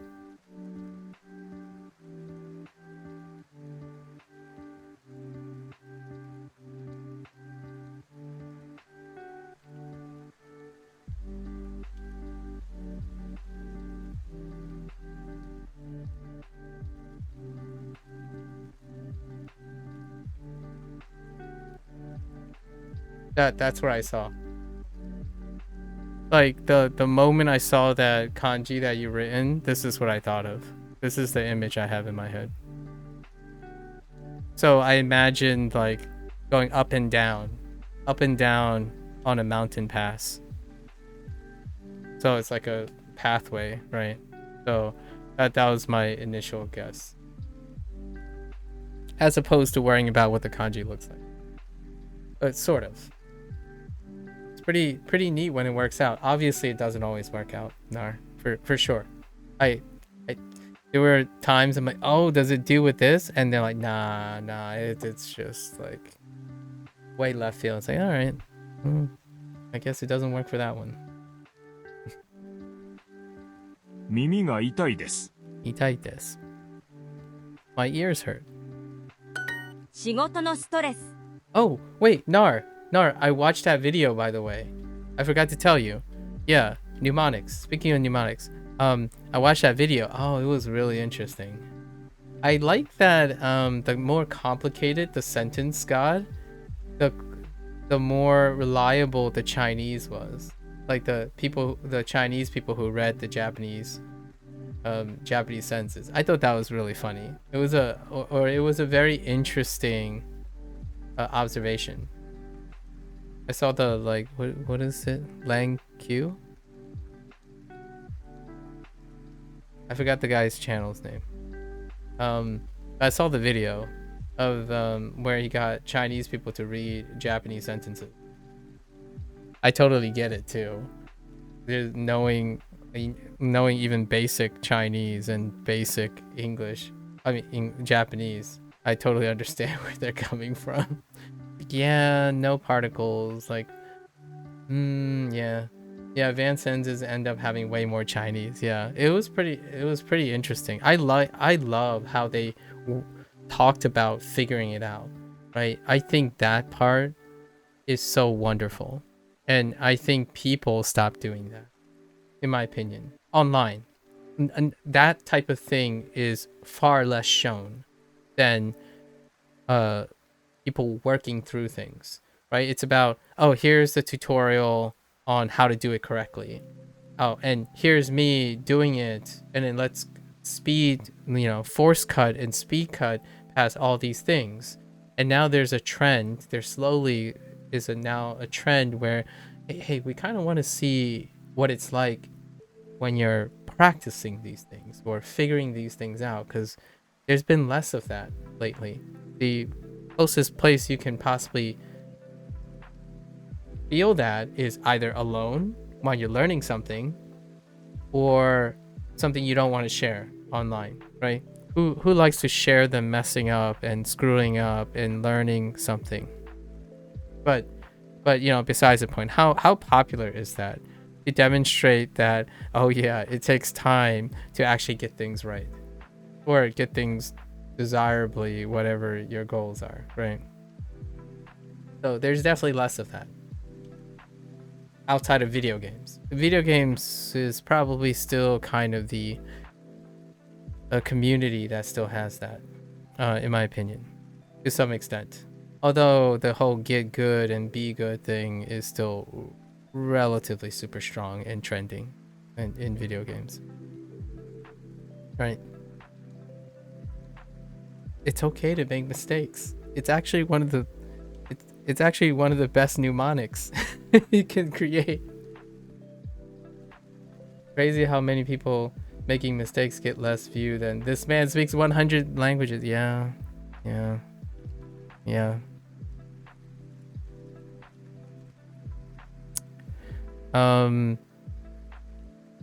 I saw a video. Hashtag soon. Okay, just a little less. We have to keep going for today, but just a little bit side note. I've been doing flashcard like JLPT flashcard like things on this YouTube video for a while, and this person decided to remarket themselves. And their title was like full unheard of method to like remembering things, right? To learn Japanese or something. And I thought to myself, okay, this can't be a hustle, right? It can't be a hustle, right? I like this guy. This person is very quaint.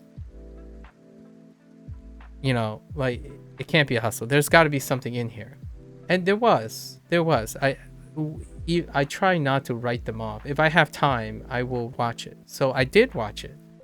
And they like broke it down to like how to learn speaking, where they talk about in terms of speaking, listening, and memory. And what I'm going to tell you now, I'm going to tell you a long story short. It's still a hustle. However,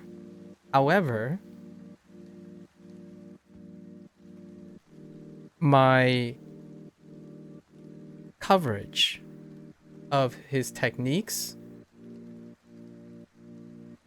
I use 100% of them. But I do feel there are 30% more things, roughly speaking, that he did not cover. However, he said he's offering like a program and all that stuff, so maybe it's in there. But what I can tell you is it is still a hustle, for sure. However, since I watched the contents of the video, I actually do an approach nearly 100% of his approach, with some tweaks and maybe some additional detail. But perhaps that's what that person is selling, right? And it is a sell. So they started plugging like testimonies and stuff. It's like, oh, I have a student, I have an example of this. It's like, yeah, you got to make money where you got to make money. It is still a hustle though. So if I were presenting something like that, I would call myself a hustler too. So it's not like I'm being indiscriminate, but most of his strategies are on point. Especially his response on the different his secret addendum to SRS. I talked about this several times already. In fact, I touch upon 4 out of 4 of his points. So not that it's a great secret. I think it's a secret. I feel if that guy is introducing some of these things, it's a great way to expose people to it, for better or for worse, like, and get paid for it. It's pretty solid. And then his listening thing, he said lots of quote unquote unpopular things, and that's probably why he keeps using the word secret. But to me, they're like open secrets, because I already talked about it. Like, how do you bridge speech, right? Hybrid language. How do you bridge SRS without being unaided? For example, active recall. How you circumvent diminished return of memory over time. staggered recalls. And then how you create stronger encoding. Comprehensive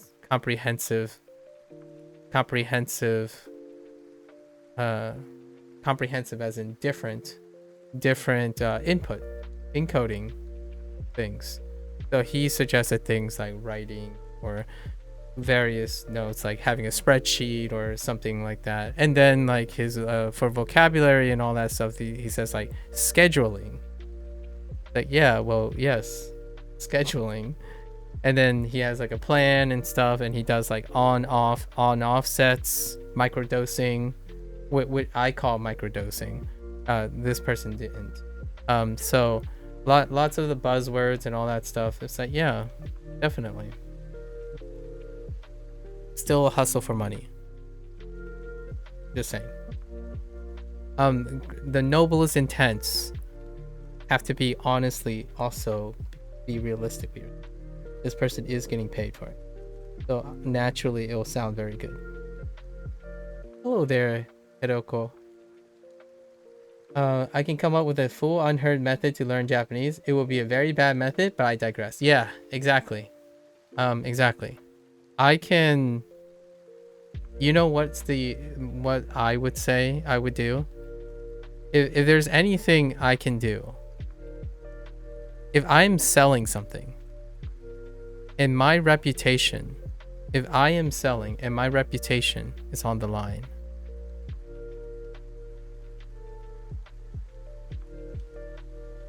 I prefer to just be a tutor and your friend. The thing is, this is hard to sell because it doesn't scale. It doesn't scale. So obviously I have to appreciate that this guy needed to scale up, right? How do you cater to not just one person? You have to cater to tens of thousands of people all at once. How do you scale up? So that's why I don't sell. I typically don't sell anything because I don't think of scalability. I have this like, I'm very ideal when it comes to, if I'm selling something, I must provide some sort of guarantee of service, right? And if I told someone, oh yeah, you know, it works 60% of the time, I'm not selling that. I don't want to sell this. I tend to think of scientific confidence intervals. So even 95%, I'm very uncomfortable at 95%. So the only way I would sell something that I need to make a guarantee is to wager my entire credibility on. So I would typically probably act as a mentor. And to me, I would need agreement with the person I'm working with. Full disclosure, and also confidence. And I don't mean by like confidence as in like I mean like secrecy, right? Privilege, sorry. Like privilege information. Privilege information. So that also means that it's mutual in both ways. Anything that the person I'm working with, my association, is not disclosed, and anything that I know about this person is also not disclosed without consent or anything, right? Because in this case, it protects the person and it also protects me. What does that sound like? It kind of sounds like therapy, doesn't it? So for me, I can't sell these things. So that's what I mean by I don't try to say hustle as a bad thing. It's something I can't do. I can't really think of a good hustle for the things I do. But most of the things I do take a very long time. If someone comes up to me and say, I don't know how to do JavaScript or something, and I will tell them, I'm sorry, I don't know JavaScript either. But you know what's a full-on solution? I'm good at learning things, and you're worried about learning things. Let's spend as much time together as possible learning together. And that's it. That's the most guaranteed way, right? Because if I fail to learn JavaScript, then we fail together. That's a mutual understanding that our stakes are very similar. Like, it's the closest thing you can get to the stakes being similar. What is the most guaranteed way to get someone to trust you? You lay down your own situation at the same time, right? What's good, Virus? We were just having a slight digression, but now I have to get on lesson. Slight digression. I can come, and also crediting the person or thing you got it from, but you're selling Duolingo. Yeah, so, my bid is that if I'm going to be paid to do something, to render a service, that person themselves must benefit from that service, as well as we have mutually exchanged things. However, regardless of the credibility, if I fail, it protects me. If they fail, it protects them. That's in confidence. So that's the arrangement that I typically have. And sometimes if there is consent, then there will be an approach like, oh, can I tell people about you? Or can you tell people about me? Or I can ask the person, can I share your story with other people? That is how I prefer to operate. So in essence, anything I do now in public are things that I am willing to share about myself. And any stories that I share, I relatively have the consent of the person I'm sharing it. However, the reason why I like this arrangement is that there is something I'm not selling. It's telling the person, and the person is telling me that we must be committed to solving this problem, whatever it is, as opposed to feeling inclined that you're doing it for the credit. So helping someone with the motivation of receiving credit is something that I typically avoid in order to establish full commitment from the person I'm helping. And that's how I, in my opinion, attempt to elevate the chances of success when both parties are committed to something that isn't tethered by whatever happens in the results, right? We either fail together or succeed together. That is the partnership, right? That's the partnership of how you can get someone like, well, I'm gonna buy your product, but how do you know this is gonna work? It's like, well, if it doesn't work, then I'm screwed with you. That's as committal as I can get, right? To a stranger who we are connected by a similar problem. That's ideal. It's not scalable. It doesn't make you millions of dollars. It only maybe helps one person. But you never know. That one person could be the future leader of the world. We have no idea. That's kind of how I go about things. I can't believe there's a Spanish learner in both Twitch and YouTube chat, but no Portuguese learner. Man, you're really about that Portuguese.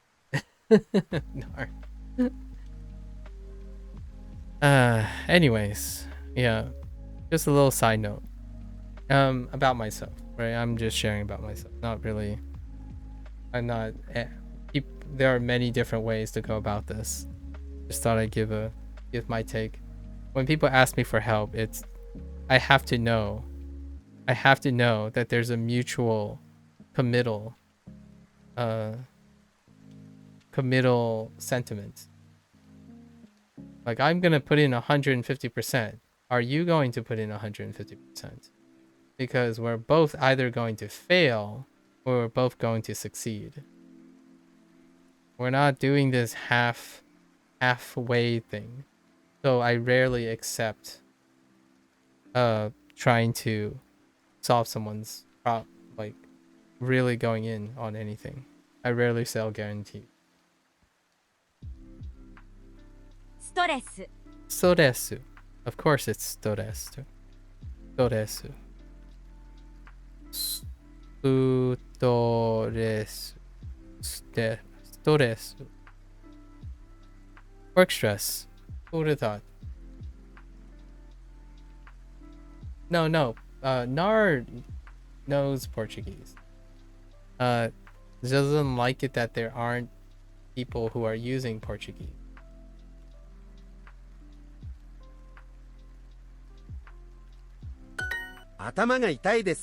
Atama, okay. Head cold. Atama ga itai desu.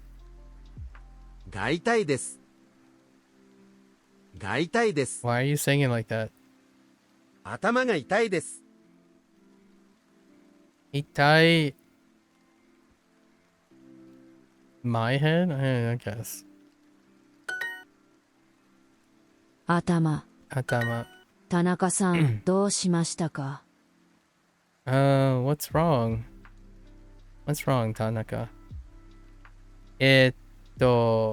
頭が痛いです。Sure. あまり寝ませんでした。あまり寝ませんでした。Why is that highlighted? This is sleeping, isn't 寝 it? ませんでした。 Oh, I didn't really sleep. あまり寝ませんでした。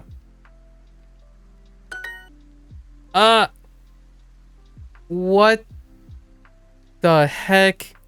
I just got ad blocked. Oh, 痛い alright, ad block just ruined my... I don't want to talk about it anymore. That happens when ad block updates. 10 10、1。入れます。1、痛痛い。昨日からです。昨日からです。Okay. Since yesterday? 水曜日からです。水曜日からです。水曜日からです。 Alright. 火曜日からです It's fine. It's fine. Don't worry about it. Since Tuesday? Sure. 耳が痛いです。 Wait. Heckin' duo? Putting in the hurts and the hurt? I'll show you what hurts. 仕事のストレス Okay, we're back. We didn't get really far because we were digressing. Let's see. 仕事仕事のストレス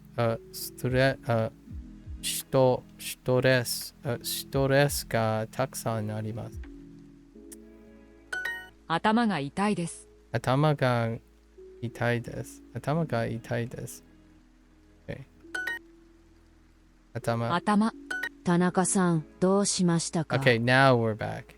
頭が痛いです。あまり寝ませんでした。 Oh no. Here.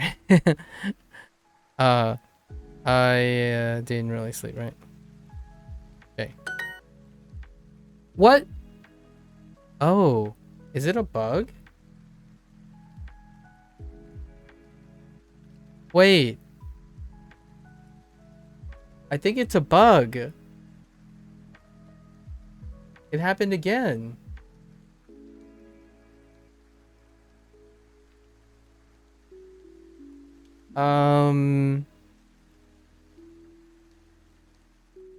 Okay, maybe it's not ad block. Am I barred for today? 痛い Wait. I got an idea. Hold up.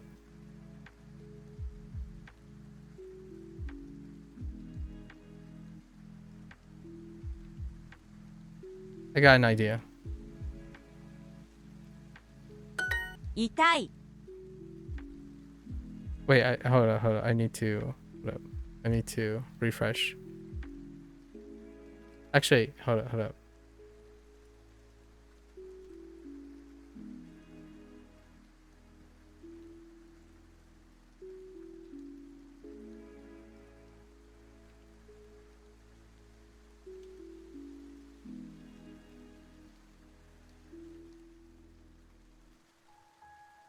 Okay. Let's find out. 痛い Maybe it's an update. We'll see. 痛い痛い Okay. 痛い昨日からですいつからですか？いつ Itsukara desu か ka? らですか？ Oh, interesting. Since when? Itsukara desu ka? 先週からです Okay. I kind of like this phrasing. I like this. 仕事のストレス Okay. ストレス、どうです。耳が痛いです。Okay.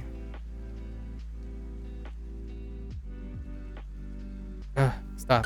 頭が痛いです Okay, moment of truth, guys. 2日間寝ませんでした。2日間舐めませんでした。でした。Oh. Ooh. I didn't sleep for 2 days. Dang. Uh-oh. We have a problem. I think we're stuck. It's not what I thought. We literally can't get past this Japanese lesson.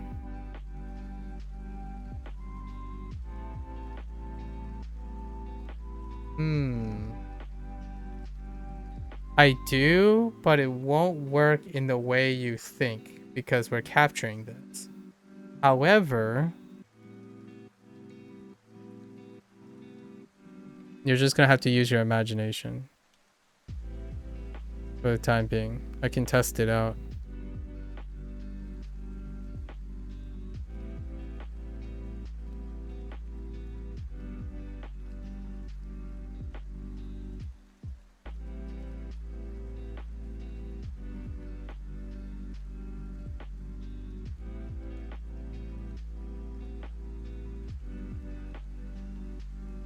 Imagine lingo. Yeah, hang on. I'll test this out first. 痛い Oh my gosh, all the cookies are, oh my gosh, all the things are, okay, hang on. Let me, you can just listen, right? Just imagine lingo. Oh gosh, it's louder too. 痛い痛い Now it's just yelling at me. 痛い昨日からです It's so much louder. Sorry. Fine. 先週からです。 Just imagine. 先週からです。 Use your imagination. 火曜日からです。仕事のストレス Itai.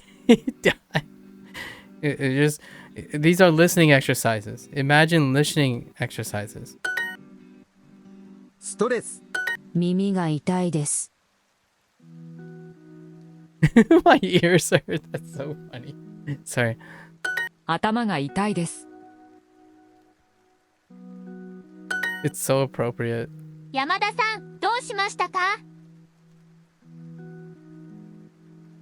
I'll read the response. ちゃんと頭が痛いです。あまり寝ませんでした。 Okay, we found. I'm here now. This is the moment of truth. Hold up. Okay, I didn't. Okay. Oh, it's Chrome. Hold up. Let me do another one. I guess you have to shout when you speak Japanese. Hey there, that's how. We've encountered a bug. So we're gonna see if I complete this lesson. You're gonna have to imagine right now. Just use your imagination and listen. It's extra loud for that reason too. Okay? So 量の量の量 Sorry. のは量は大学のの鍵 That's not it. 鍵 Just kidding. 隣隣でした。でした。そう。寮は大学の隣でした。Okay. Nope.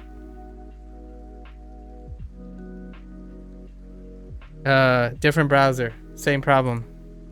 It's like 75% of the way. Duolingo. We're gonna look on the internet.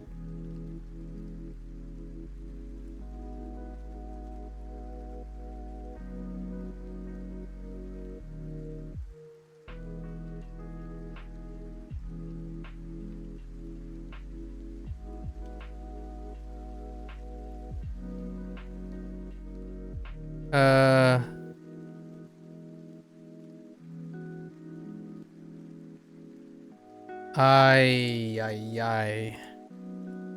So, you know, I can try different things. So hold up. We can troubleshoot this. We can totally troubleshoot this.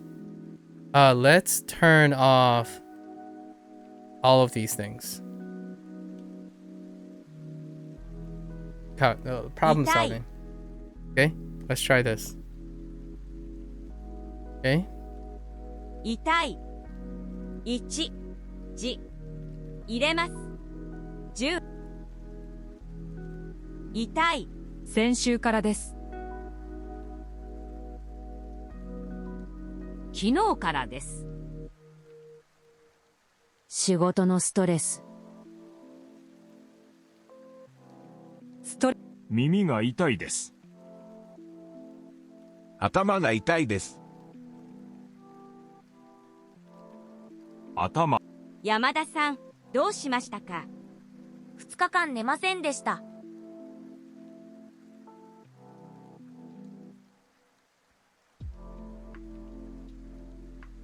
Dang it.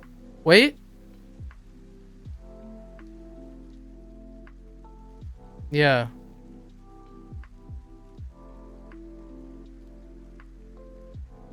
I'm very sad right now.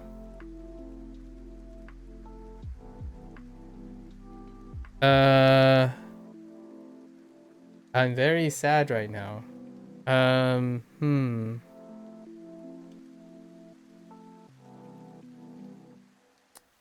What do?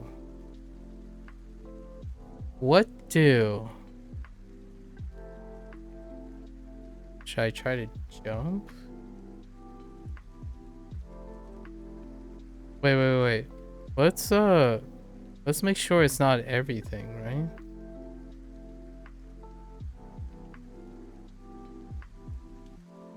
Oh, and it flashed up my things too.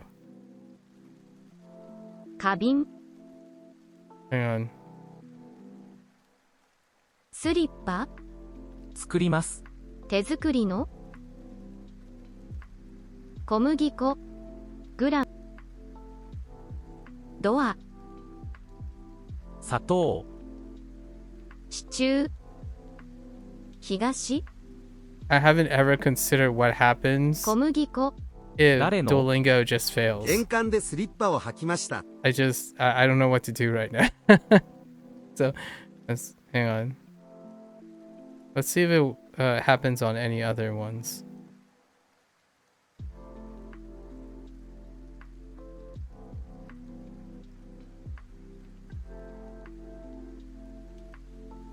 Tried to learn Portuguese. You almost got me. ケンさんの家は広かったですか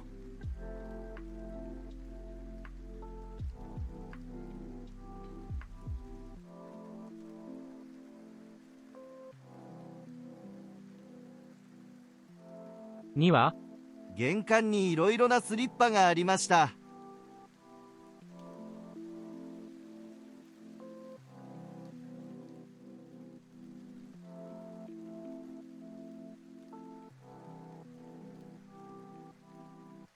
Have you tried to see if you're doing the same thing on mobile? I haven't installed anything on mobile, and I typically don't. So probably not. But if this persists more than one day, then I'd probably try mobile. But I don't install anything on my my phone. My phone is 葵、 something free of these things. 先週田中さんのパーティーに行きました。パーティーは午後2時頃からでした。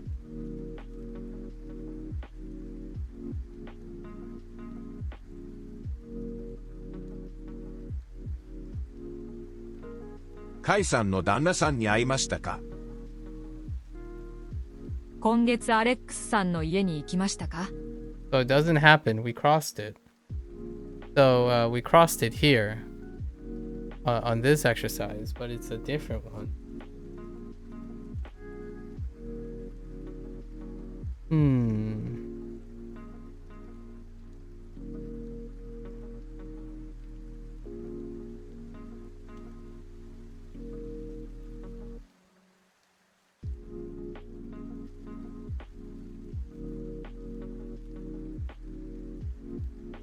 ダニエルさんの奥さんはどんな人でしたか？先週誰の家に行きましたか？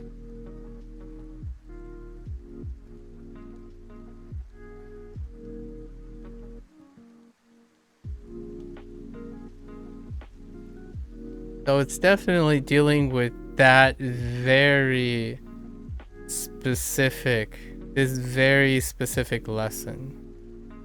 So the question is, do I just want to jump down here and be like, yeah, let's just learn something. Okay. All right. We're changing the script, okay? Actually, let's give it one more try.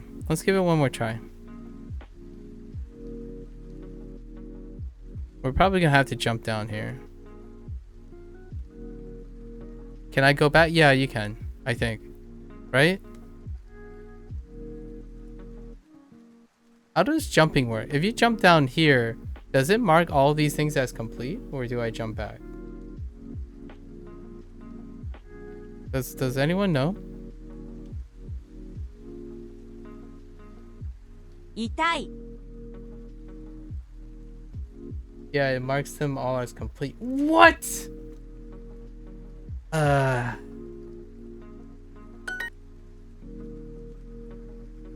痛い。痛い。 It's super reproducible. It has something to do.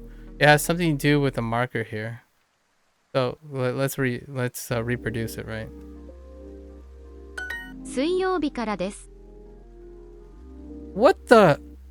SNS。SNS。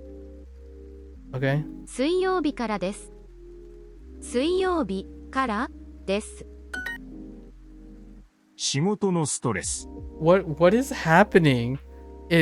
Am I in Portal? Am I in a simulation or something? Like, is this breaking apart? Are we breaking into the Matrix? Is something ス happening? トレス。耳が痛いです。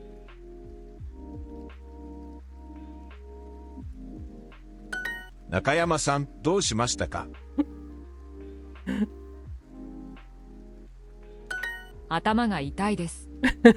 Are we breaking the fourth wall? All right. You guys ready? Careful with flashbang though. The flashbang is gonna happen soon. Yeah, Duolingo is having a breakdown. 頭。 So it's right here. どうしましたか？ It's right here.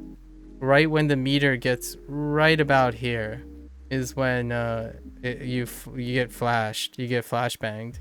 Legit flashbanged. 2日間寝ませんでした。 You guys ready?「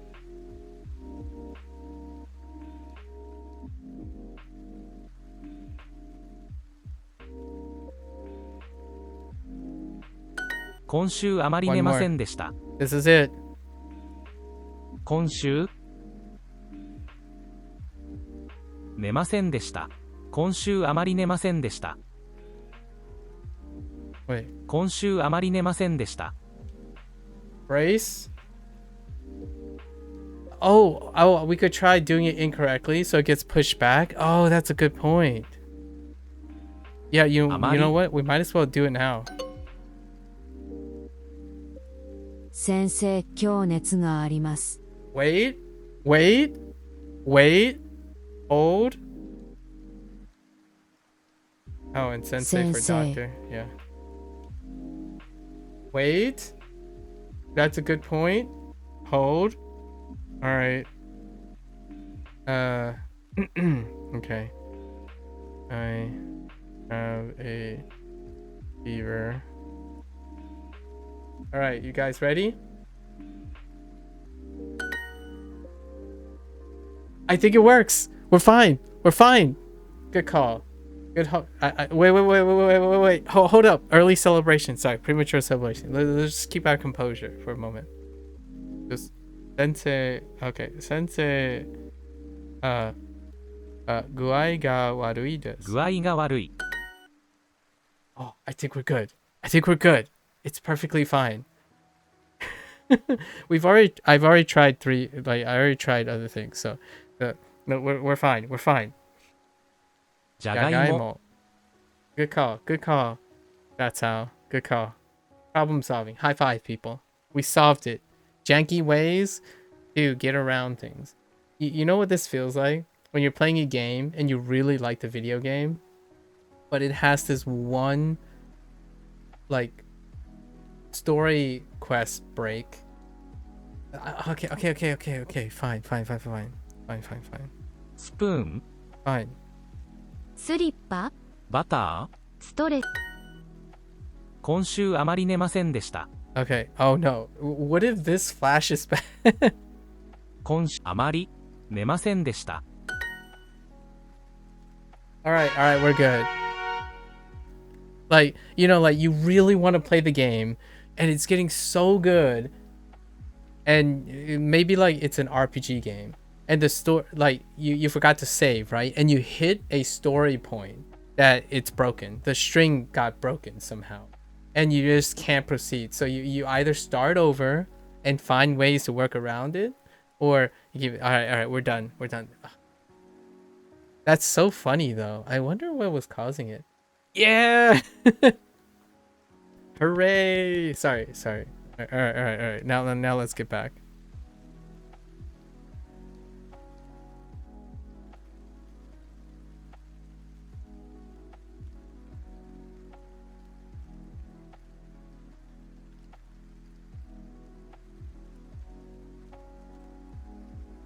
Excuse me?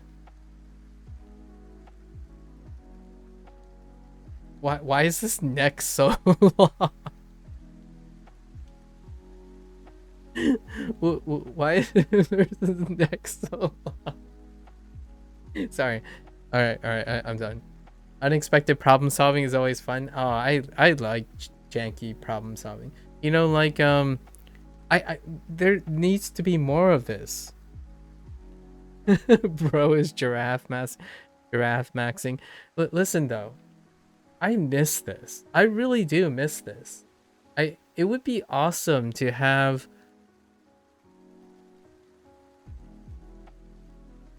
Have you guys ever played like word games with people? Like word games. And what I mean by that is a cooperative word game.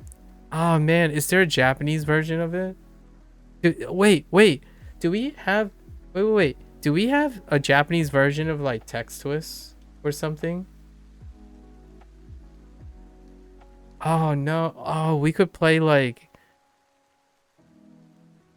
I gotta look into this.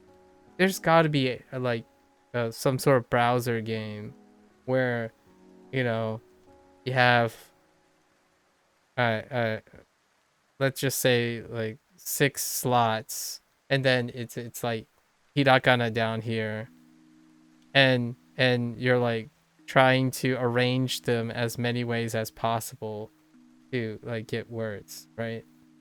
This is what that'd be fun too. Like unexpected problem solving is fantastic, but games that impose that on like a group of people, that's pretty fantastic, especially cooperatively.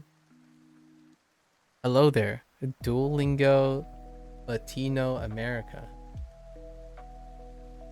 Hello, is Japanese the first language you've learned outside my native language? Outside my native, Subway Sister said. I got recommended your VOD last week. This is my first time making it to a live. Oh, hello there. Japanese is not my first language. There's a lot of technicalities, so the short answer, I'll give you a longer answer in a bit. It's like, so the short answer is it's no. The first language I learned was English. However, English is my common language, so you'll hear me use it most of the time. And my second, and it's also not my second language either. Spanish is my second language. My first language, my mother tongue, my native language is Fujianese, which is a dialect of Mandarin. And technically, I went to a bilingual school first, but that was like before sentences were even a thing. So technically, I would say English is, however, since it's my common language, I usually still say no because Spanish is my second language.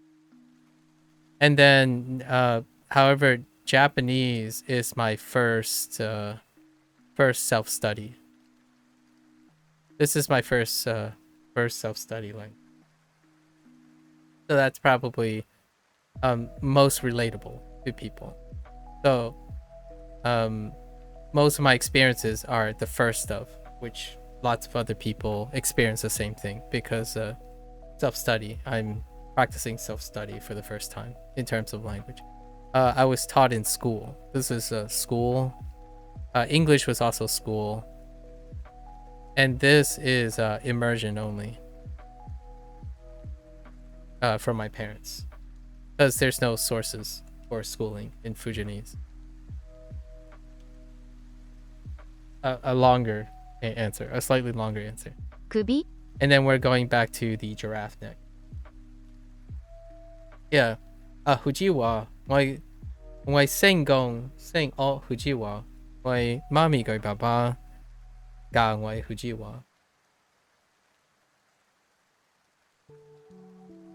My and 佢講話我話佢no three 聽那 in 那我打我冇打，因為媽咪佢爸爸佢我講中講福州話那中文。So the Fujianese is my native language first, but English is my common language. So you will only largely hear me use English as my first language. Could be. I am trying to learn Mandarin at the moment, so it's kind of a really different feel. Japanese feels like I'm finally getting to appreciate a hobby that I've had for most of my life. However, when I'm learning Mandarin, it's almost as though I can feel everything, because I need to know all those things in some way in order to communicate with my parents. Yeah. Immersion, the product of immersion. Kugi. 首 Kubi, sorry, Kubi. 首 Kubi giraffe. Kirin Kubi. Kirin no Kubi. By the way, now that I've answered your question, Subway Sister, what is your languages? What are your languages, or are you interested in language learning? Are you currently learning? What are your interests in language? I think it's pretty safe to say the vast majority of people that I've met up to this point have a mother tongue, a common language they prefer to use, and a target language that they're learning a lot of time, if not more. NAR has a thing for Portuguese, for example. I think that's how is targeting Japanese. I've met a French person who is targeting Japanese, a Norwegian who's targeting Mandarin, right? So many different things. 首が痛いです。 And of course, it goes without saying, we're using English as our common language of choice. I can't converse well enough in any other language outside Fujonese. I would be absolutely shocked if someone is able to write to me in Fujonese and I would be able to read it, which I don't even know what that is. I don't even know what Fujonese looks like when it's being written. So English is usually our default. Your native language is English. I know German as my second language. Very nice. I work full time, so I'm fitting in self-study of Korean as much as I can, and I'm not rushing that though. Very nice. That sounds amazing. And not rushing it, you know, enjoying the process, finding time when you can, when you're, you know, when you have a busy schedule with work. How did you learn your second language, by the way? Your German. My Spanish is really... I'm gonna end up tackling Spanish again because my Spanish is way, way out of practice. It's been over a decade since I reviewed grammar and stuff in Spanish. I mean, come to think of it, I don't remember the last time... before learning Japanese, I don't remember the last time I reviewed English grammar. So I'm not even sure if I can give a proper explainer for English grammar, honestly. Yeah, before then. 首が痛いです。首が痛いです。My neck hurts. You started on Duolingo, but after you got your foundation, it was through Memrise and Netflix. Oh, hey, someone is on Memrise right now. Hank is on Memrise. He's juggling some Duolingo and then he's doing Memrise this evening. Oh, solid. Netflix. What are you doing on Netflix? I'm going to Germany later this year. Oh, that's awesome. It's nice to always have the opportunity to visit your target language's, you know, place.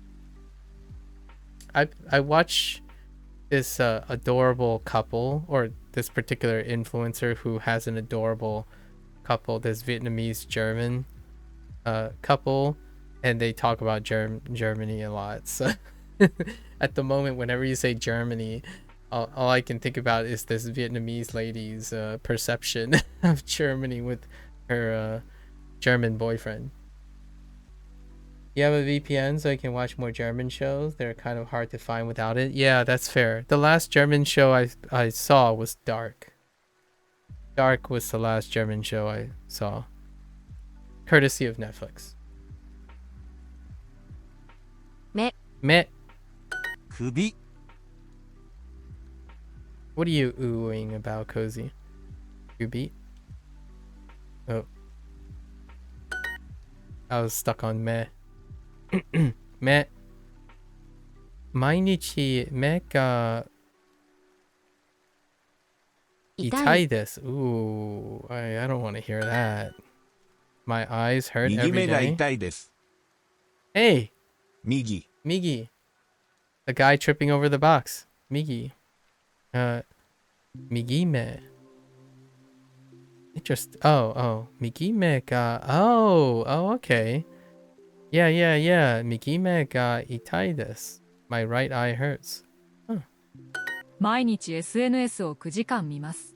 Dude, what the heck is SNS?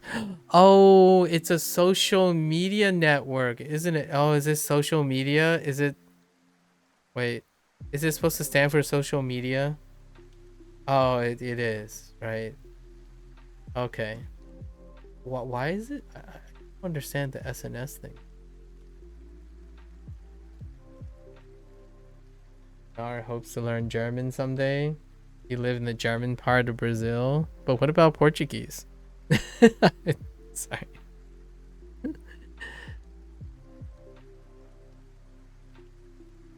Only Portuguese world. 毎日 okay. 毎日 wait. 毎日 SNS を9時間見ます。 SNS を Kuji, Kuji kan mimasu.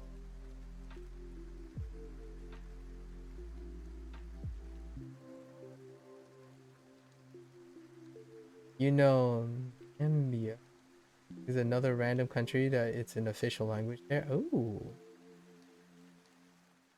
I don't know where that is.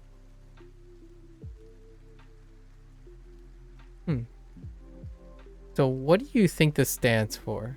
I think it's just social media, right? So every day I watch. Every day I look for social media work. I look for 9 hours at social media every day. It's gotta be social.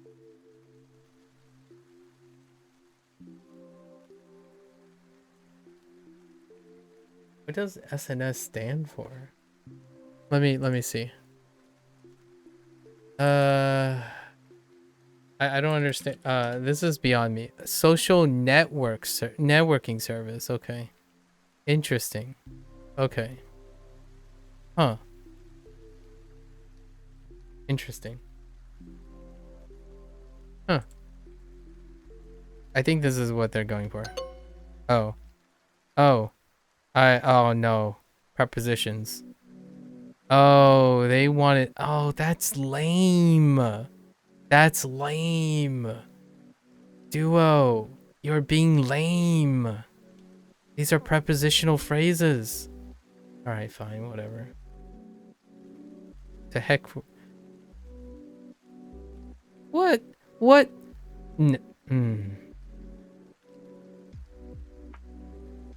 SNS をたくさん使います。SNS をたくさん使います。たくさん使います。使います。Do I use social media a lot? いいえ、ちょっと目が痛いです。Okay. いいえ、ちょっと目が痛い。目が痛いです。Okay. My eyes. My eyes. Wait, my eyes hurt. Kind of hurts. Hurts. Wait, kinda hurt. My eyes. ちゃんと電気をつけます。 Chanto tenki. Oh, I see why they put chanto in there. Chanto tenki o tsukemasu.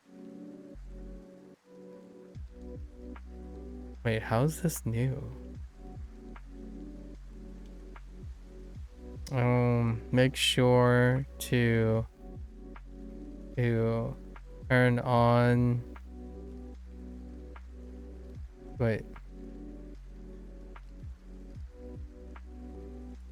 電気 Oh, denki. Oh, whoops. This is new. My bad. I misread this. I thought it was tenki, but this is denki. My bad. Denki. I'm like, wait, turn on what? Turn on the lights. That is actually new. Denki is actually new. Make sure to turn on the light. Okay. What's happening here? I've always wanted to go to Brazil. That'll definitely have to be a city I visit then. If you want to know the name, it's called Erore. Oh, I don't know how. Besides standard German, they also preserve their own dialect of East Pomeranian. Oh,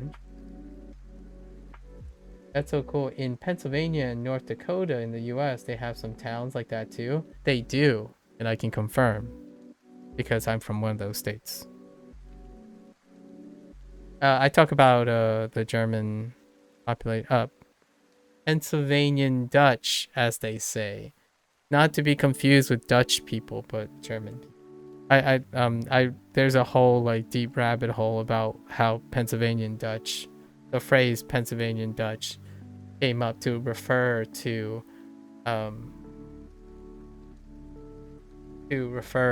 Germans in Pennsylvania. But that is certainly true. Here in your city was the first time I've seen someone speaking a foreign language, and it was an elder who spoke German and couldn't Portuguese very well. Couldn't Portuguese. No vulgar expressions? What do you mean no vulgar expressions? Wait, what did I say about vulgarity? No way a based PA person? What do you mean by no way a based PA person? Did you find Fujianese grammar helped at all with Japanese or Mandarin? I have no idea what Fujianese grammar looks like. Since there's no formal things outside of China.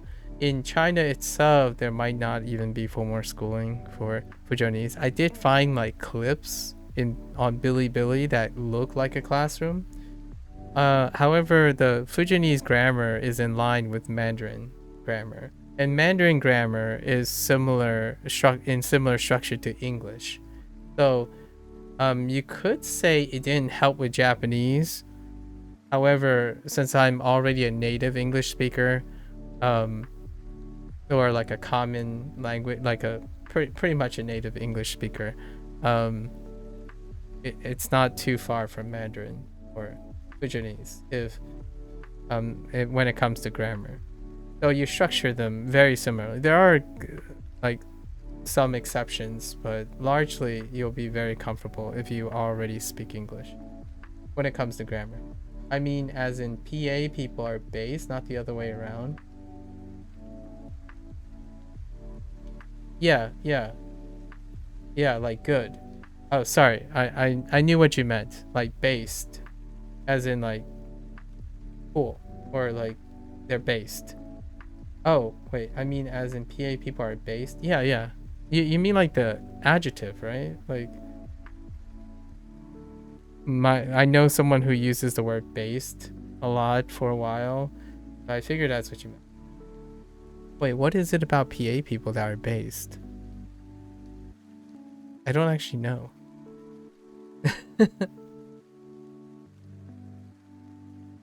Yeah, so things like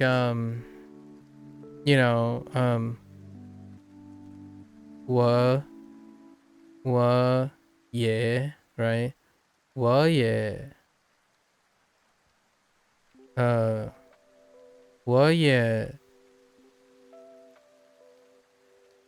我也喜欢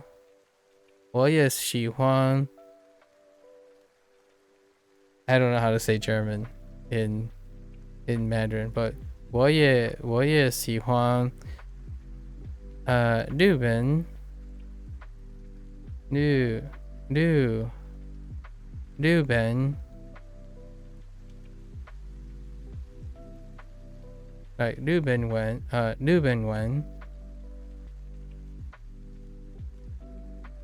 right, so it's just this is I also like Japanese, well, really Japanese language.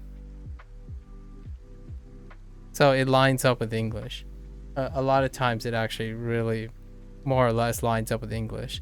And when there are exceptions, if you speak English a specific way, like I do, English still adapts to the exception. So like if there's like a specific case where you would have to move adverbs somewhere, or like a preposition or a modifier or something, English can do that too. So when I talk, sometimes I occasionally would form English sentences around Fujianese or Mandarin or something. So Mandarin is in Japanese you can't do that. So funny enough, in Japanese you can't do that. It's pretty much the first thing that most people have to get used to. where you can't do that with Japanese. So like this sentence is like make sure,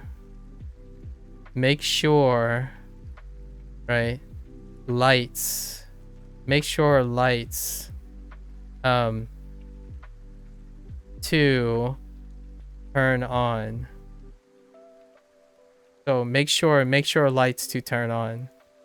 And then implicit aisle, but you don't imply that at the moment. So make sure lights to turn on. Which still, honestly, when I hear this, since I translate a lot, this is perfectly normal to me too. Like, if I literally read make sure lights to turn on, I know exactly what I'm saying.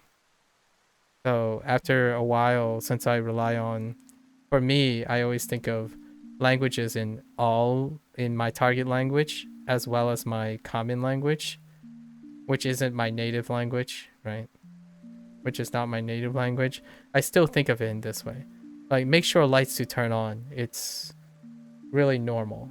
Like, I don't see it as very awkward anymore. And usually that's how I normalize the difference between other languages too. Like if Spanish changes a little bit, it's fine. Classic Chinese has no grammar, believers, because the word order is somewhat simple and stuff. Yeah. And they're flexible. They're very flexible. I thought about learning Mandarin, but I would probably need to learn from Pinyin first, and I always worry about being made fun of. See, that's kind of this. I don't. Subway. That's pretty much why I'm doing this in a way. Like, you've hit something on the, like, you hit somewhat of a deep rabbit hole. I really am the one thing that I'm probably disheartened by recently. My like not in a super demotivating way, but what's disheartening is that I can't tell you how many times that whole idea of being embarrassed or feeling insecurity by, like, I don't know, grammar police, which I get policed a lot, and people who like spread fear and doubt and whatnot, and that comes full circle. And the disheartening thing about that is language thrives on using like language learning thrives on using what you know as you go. Otherwise, you're really asking yourself, can I input for like 3 years or plus without ever using it? Because this like mountain of a thing called like the gate can be very big. For me, since I use English, right, it's relatively, in my opinion, insignificant. It's relatively insignificant. However, when it comes to other languages, yeah, it can be a really, really big gate.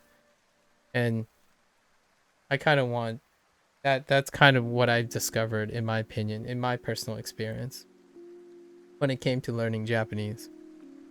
It's a really big gate, but doesn't really stop me from doing so. So hopefully, maybe you'll be interested in the future, and who cares about those people, right? If they make fun of you, you can curse the Chinese. Yeah, your message could have been read as there aren't many people from PA who are based. I think that's what you did. Oh no. My interpretation of what you said are my interpretation, or that's interaction, right? I make mistakes all the time, by the way. interpretation. So like I misspell words and I keep them there, right? My interpretation, I point out all the mistakes that I make all the time. My interpretation, like I misspelled interpretation for interaction. My interpretation of your PA statements, Nar, was that there are cool people. There are, see, I misspelled this. Again, that's a grammatical error. That's a usage error. There are cool people in PA. And my question is, that's awfully specific. That's awfully specific. So I don't know what it is about PA that is based. That's my thought. Not the, it's nearly 180 degrees. Oh no, that's radians. Literally 180 degrees from what you just said is my first thought. I'm like, wait, there's something cool about PA that's from the outside. I don't normally hear someone who's from outside of the United States suddenly say like, oh yeah, PA has, cool people. I'm like, usually you would go to like New York or like California or the South, pick your weirdness, like Florida, Texas, but PA is awfully specific. Pennsylvania is awfully specific because if I have to be real, it's a retirement state. So most of it outside of the two city are like Americana Pleasantville things. So it's like people mowing lawns and saying hi to each other and running around and walking their dogs, and then that's it. We drive everywhere. We go to shopping malls. we eat like 40 different ways of how to prepare potatoes. We eat a lot of taters. Oh, you have some friends from there. Okay, and PA sort of acquired this batter mine off effect where I feel like too many people are from there. Oh, okay, I see what you mean. I don't know the effect name, but I know what you're getting at. Yeah, potatoes. That's all we got. Like, in my opinion. And I grew up in Pennsylvania, so I love taters. Like, taters, dude. Hit me up with any form of taters. I mean, like, I'll just eat it. It's a baked potato. I'm good. Taters. Give me taters and I'm fine. Yeah. They aren't grown there, are they? PA is one of the bigger farming states. So PA likely. However, real talk though, some of the places I get taters, it's probably from Idaho. It's probably from Idaho. But tater is a big farming state. So maybe you could find taters. Potatoes. Potatoes. XD. Sorry. Potatoes. Taters. Taters. Utah. Idaho, same holes. It's a term I learned last week or something for when something starts showing up a lot once you learn about it. Ah, I see. Batter mine off. Is it a fancy way to say chips? No. You can say tater chips. I say tater chips. No one says that. Still. A tater is strictly for potatoes. So tater chips.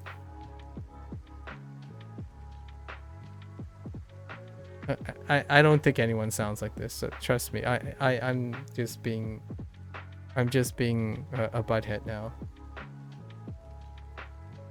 The batter mine off phenomenon. Okay. It's like some German army thing. Oh, okay. I see. It does sound German. not to like stereotype or anything, but I don't know a lot of German, but it kind of sounds like German already. All right. Ooh, a lamp. Oh, it's supposed to be a light. Okay, fair enough. 右 Migi ni no? Yeah, sure. Migi ni denki o tsukemasu ka? Tsukemasu ka? Wait. Right? Oh. 右 Did you turn? Are you going to turn on the right light? Oh, the light on the right? No. Oh. I was fixated. Oh, Yoru. 首はどうですか？ So distracted. I was so focused on the right. Sorry. It's supposed to be Yoru at night. Are you gonna turn on the lights at night?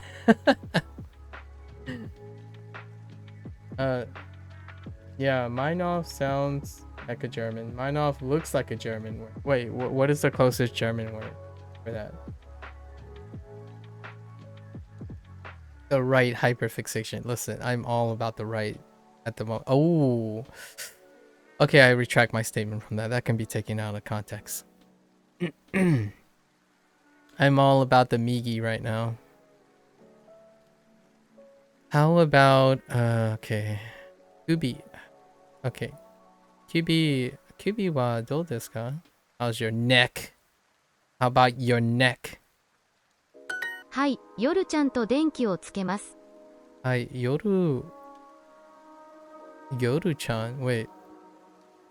はい、夜ちゃんと電気をつけます。 Yoru-chan. 夜ちゃんと Denki. 電気 Tsukemasu. Oh, dude. Why did they pop? Wait, why is it showing me Domaji now? What's happening? 5時間ぐらい SNS を使います。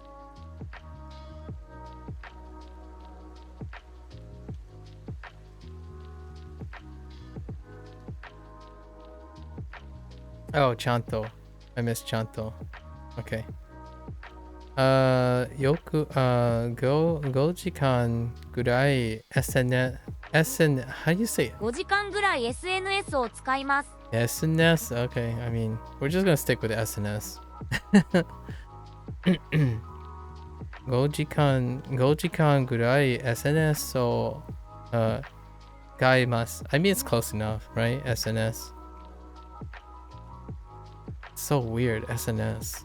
Do people actually say SNS? Oh, you were just making a joke. Oh, when you say Yoru Chanto, I'm like, maybe there was a Chanto missing. I use Duolingo is telling you guys about your life at this point. I use social media for about 5 hours.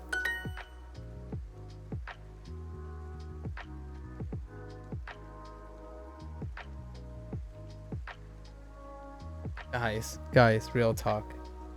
I have a problem. I think I actually, yeah, Duolingo. Yeah, I'm thinking I actually use social media about 18 hours a day. Now that I think about it, 16 hours a day. Yeah, 16 hours a day. I have a problem, guys. Let's start like a rehab or something. How do you start a rehab about social media if you need social media to start a rehab?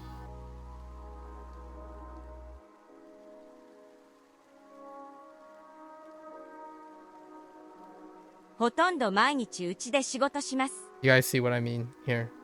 Like, to get outreach for your social media things, you might need social media to connect with people to do that. So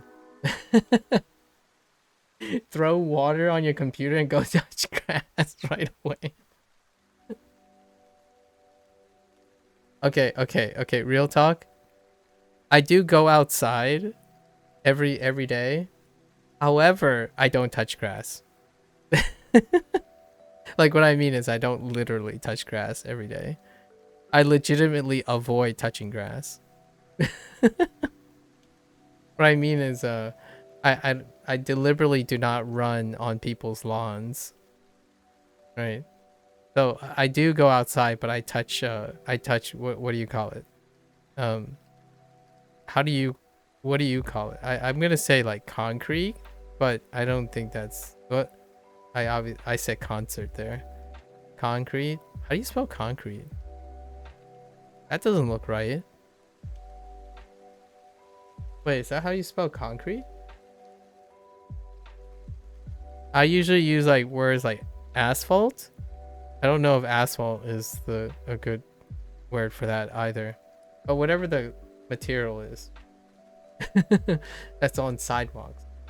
I go out every morning I go out every afternoon for a run. Right? So I run every day. Asphalt. Oh, you're an asphalt person? Oh gosh. Sorry, kids. Who's an asphalt person and who's a concrete person? You know, I don't know if I spelled concrete correctly, but there you go. Or you can get really fancy, and I have no idea what it is, but tarmac. I have no idea what tarmac is. I know what tarmac does in the context of driving. So I know what the thing is, tarmac, but I don't know how tarmac is different from asphalt. Oh, it has an E. Oh, maybe. Wait. Oh, no, wait. But that's the other word. That's concrete. No, I think concrete. Oh, no. You're right. Concrete has a E. Nice. Wait, then what's concrete? The concrete word. Is it the same?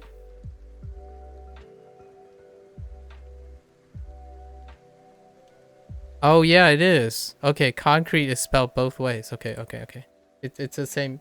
It's the same word. You know, like concrete. You know, I have a concrete idea, or like a solid idea. I have a solid idea, right? Concrete. Let's stop talking about English. I don't speak English. You speak English. Teach me some English, folks. Yeah, I guess it comes from the fact that concrete is very tangible and solid. Yeah. ほとんど毎日うちで仕事します。ほとんど毎日うちで仕事します。I really need to finish these. We're only gonna do like the first 6 and then the kanji review, and then that's it. And then we'll save the rest for tomorrow because we have to switch to Mandarin.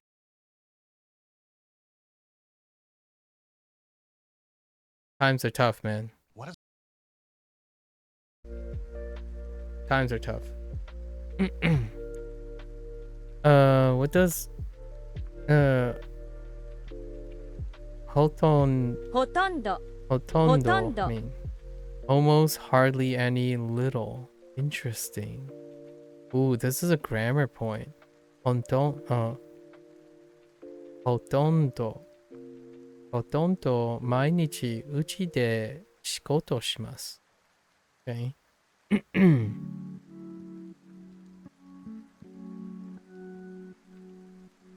I almost work every day at home. They probably want the action descriptor in front first. Nope, they didn't. Oh, wait.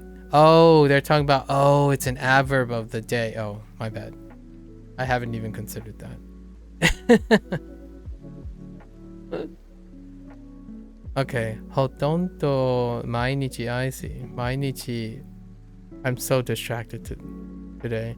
9時間、9時間、9時間、猫. Oh no, neko. Kilo neko. Neko no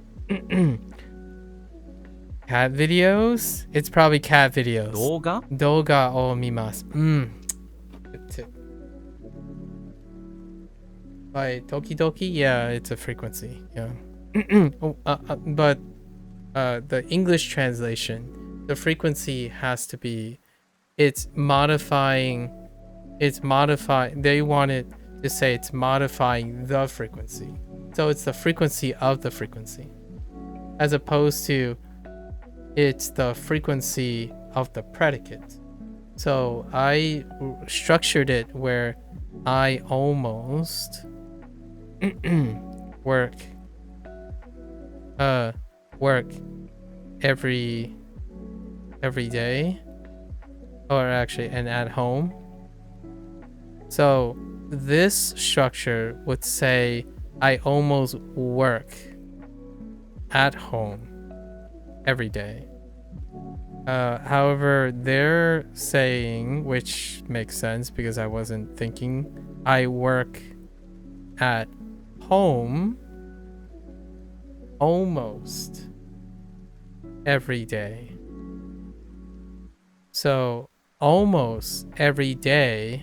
So I work at home every day, almost.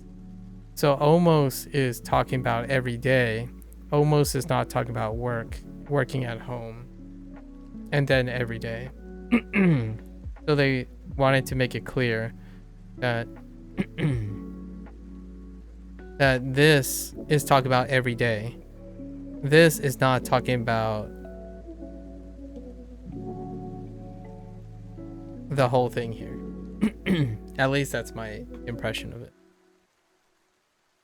Right. Which makes sense, I suppose, just by proximity. So, does anyone watch cat videos for 8 hours almost every day? Because that's what this sentence is saying. よくパソコンを使いますか？ Real talk. I do watch animal videos. Like...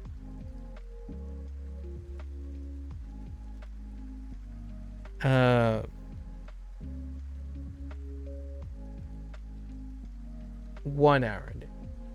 Maybe. Habun. 1時間ぐらいです。Something like that. Do you say 1時間 or do you just say 時間? Actually, do you even put one in front of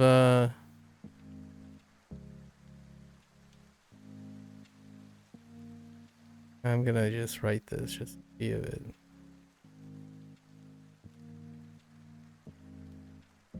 Wait. Did I screw up G? I screwed up G. It's sorry.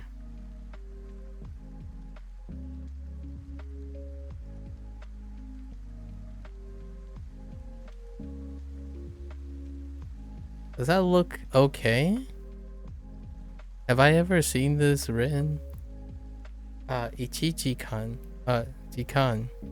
Ichichi-kan. I think so, right?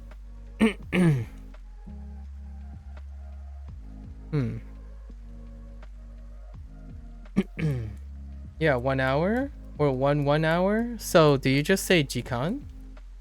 So like tabun jikan. You just say jikan for 1 hour. XD. Someone. Yoku. Yoku pasokon o tsukaimasu ka? Tsukaimasu.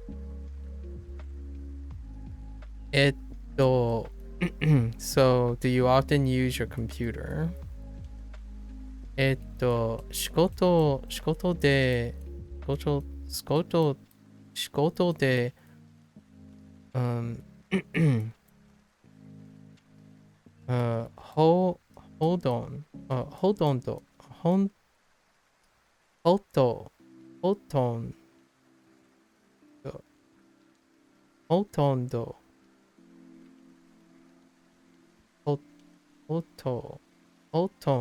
ほと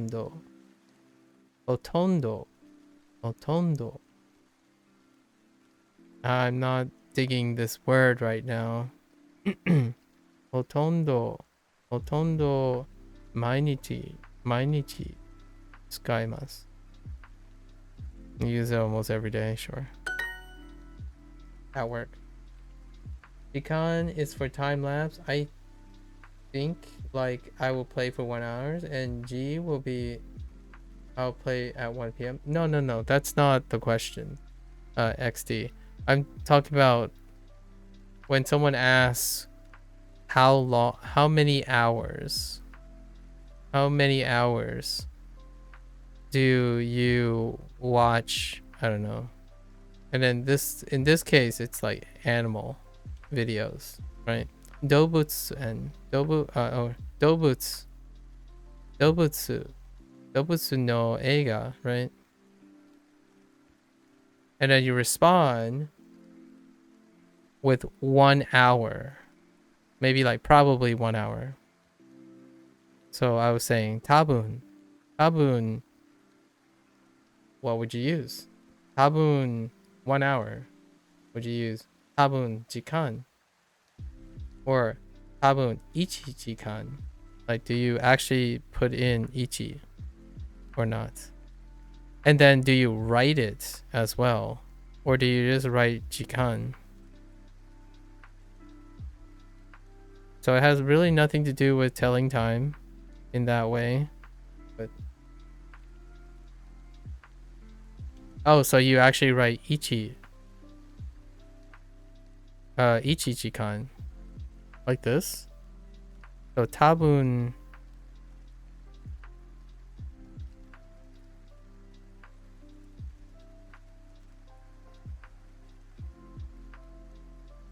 Okay.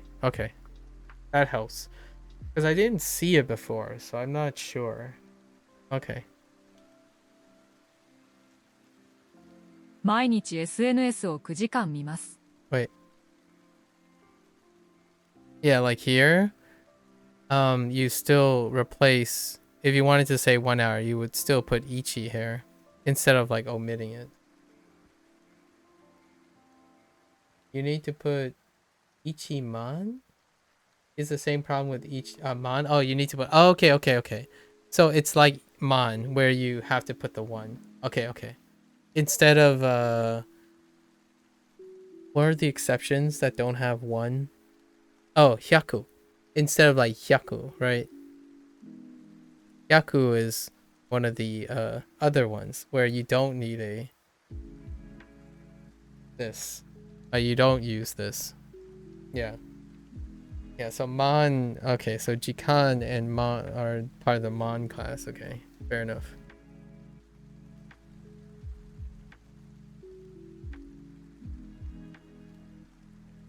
The more you know. Wait, what did I do here? I look at social media. Yeah, I look at social media. It was a preposition change. I look at social media for 9 hours every day. Imagine. How did I miss so many mistakes? Oh. 夜 Yoru? はい、夜ちゃんと電気をつけます。 Oh, now I remember all of it. はい、 Hi. Yoru. Oh, I mean, you're right, though. I missed Chanto. I actually did miss Chanto in this. You were making a joke, but I actually did miss Chanto. Whoever said it. Was it Nar? 夜、 Yoru Chanto? Chanto. Oh, はい、夜ちゃんと電気をつけます。 yeah, つ Denki. け、お、 Oh, つ oops. けます。 Denki. 電気、電気、 Denki. Oh, つけます。 tsukimasu.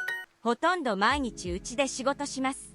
Hotondo. Okay, hotondo. Hotondo. Mainichi. So, hotondo. Hotondo. Mainichi. So, I work at home almost every day. Don't you dare yell at me again. I'll show you a hotondo. I'm so behind. Arm. 腕、 Ude. 腕が痛いです。 Ude ga itai desu. Okay. My arm hurts. Alright. It's gonna be so hard for me to remember these words tomorrow. Although I do have words that I already know. So that's kind of nice.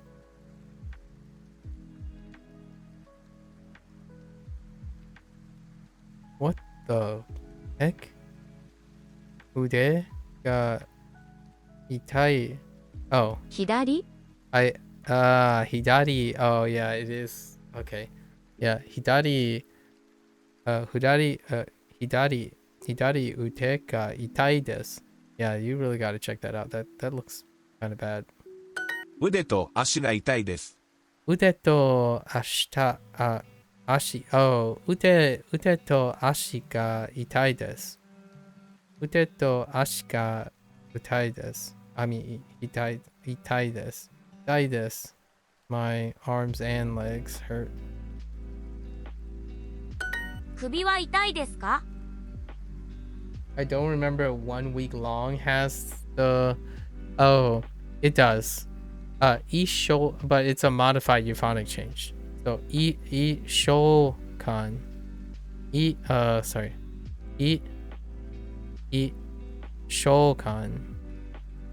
So it's this. So it does have a modifier though. And I'm not writing the hiragana because I prefer to write the kanji. I know. I'm being a snob. Yeah. It's a euphonic change. With a tsu. Shokan. No chi. No ichi.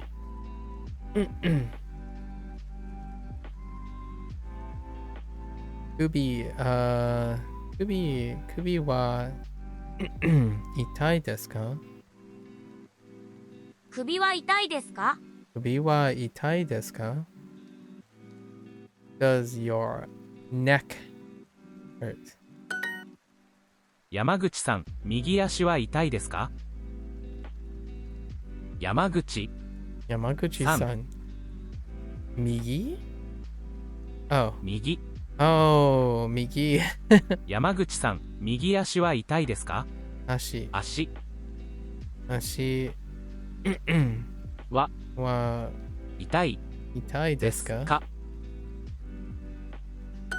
左足は痛いですか？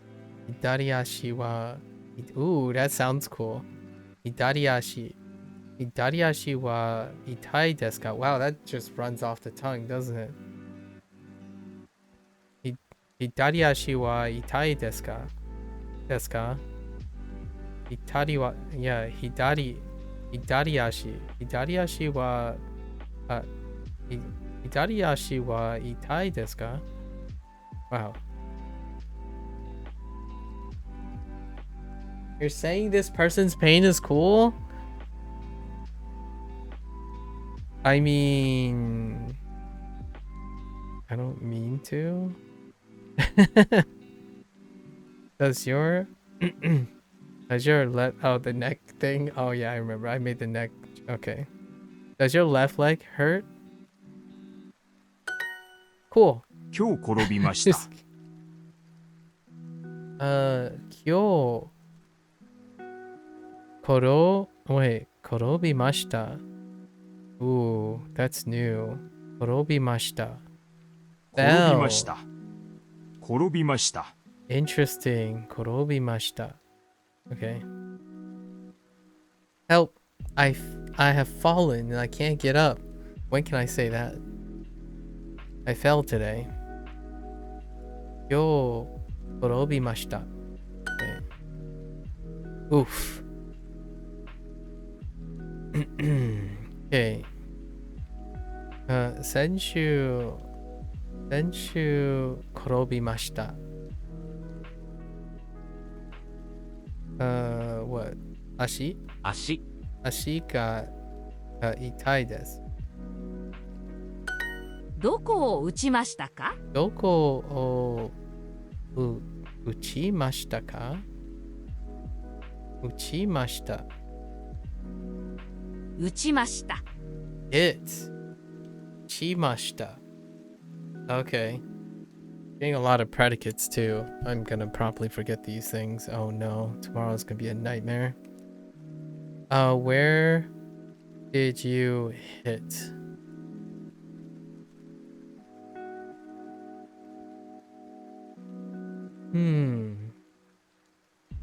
Okay.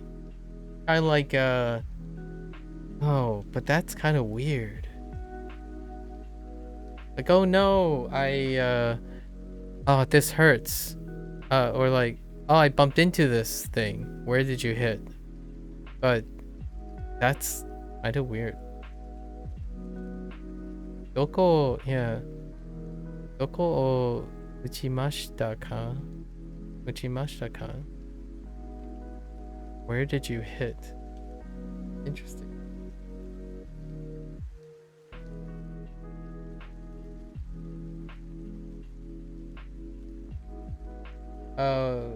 Uchimashita would be the same as borrow and lend. I hit something and something hit me.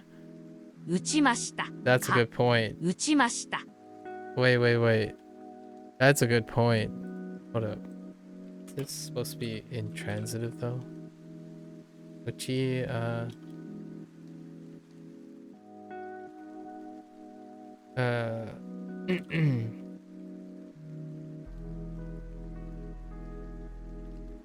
Uchimashita.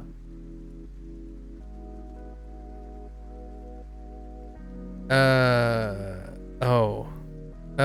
Whoops.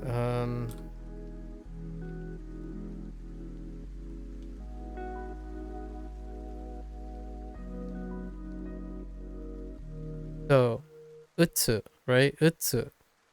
Transitive. To hit, to strike, to knock, to beat. Tap, to strike. Okay. I fell down the stairs and hit my back very hard. Okay. Yeah, utsu. I don't know. I don't know about the borrow and lend idea. Where did you hit? Kind of like if you hit something, so if you punch something, you would ask where did you hit? Not I guess not in the sense of what did the hitting, but the location of where you hit. I guess this is where like doko, like the ball. I think there is missing get. Where did you get hit? Oh, I see what you mean. Where did you get hit? I don't think this is the same. Where did you get hit? Feels like intransitive.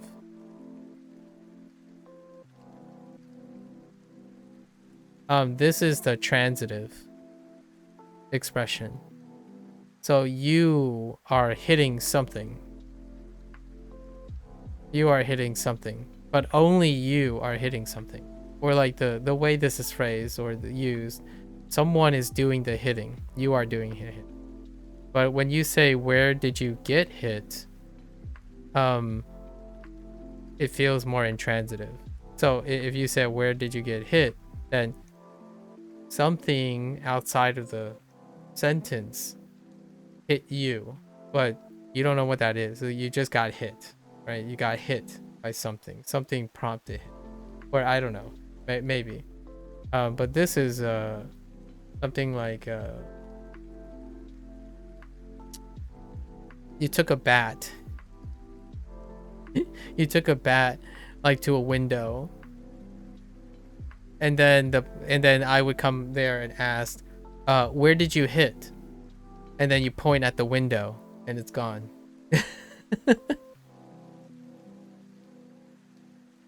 Although I get what you mean though, because we're talking about bad, right? Bad feelings. We're talking about like hurting, getting hurt, right? Getting hurt.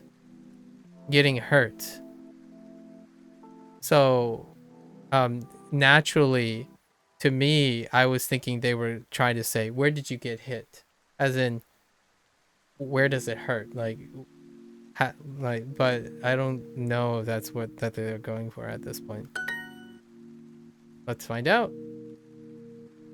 Oh no, it's the same. This is the accident one.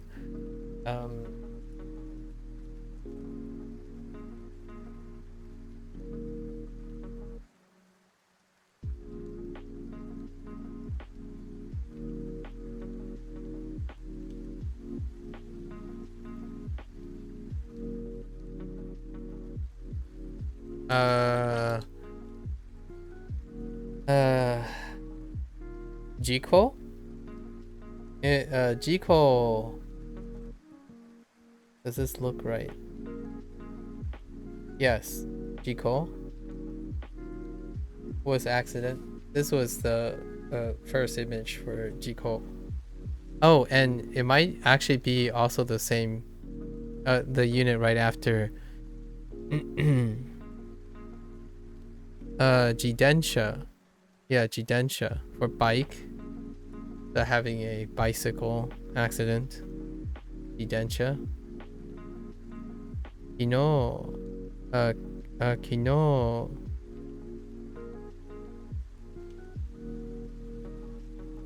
Musko.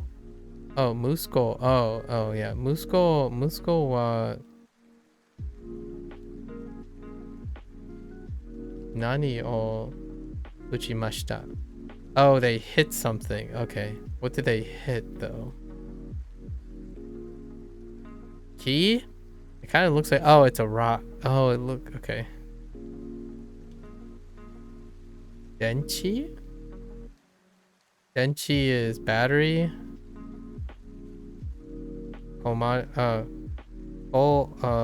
Kori. Kori is ice. Atama. Oh, they hit their head. Rip. Okay. Okay, so they hit their head. Oh, okay. Interesting. Okay. Kliniku ni ikimashita. Okay. Kino, Musko wa atama o uchimashita. They hit their head. Okay. I see how that works. Alright. 先生、先週蚊を打ちました。 Now we can say, if I knew the word for bat, we could say like, I hit your knees with a bat.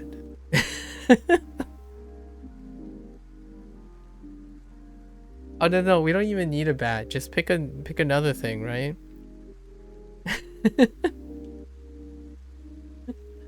Boru.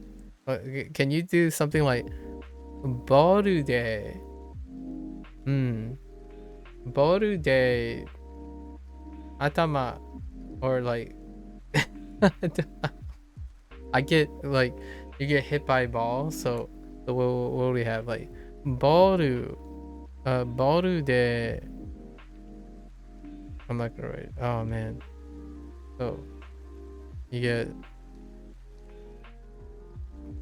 right. Boru. Right. Boru de atama. Atama. Atama.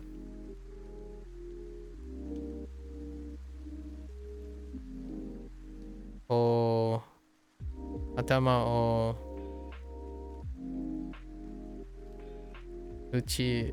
Uchimashita?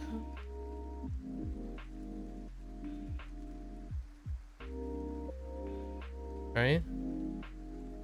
I imagined it and it hurt. Yeah, so like boru, right? We could probably do that. Like boru de atama o uchimashita. So I mean, there's not enough context to know what it is, but maybe like I hit my head by a ball.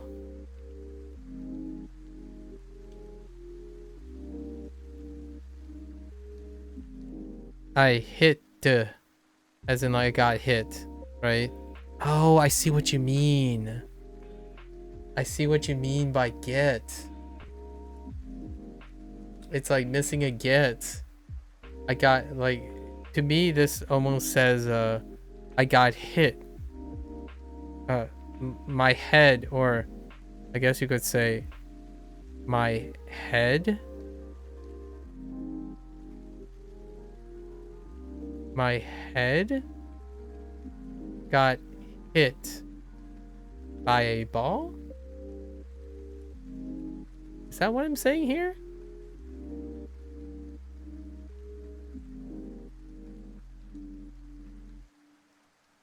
Oh no.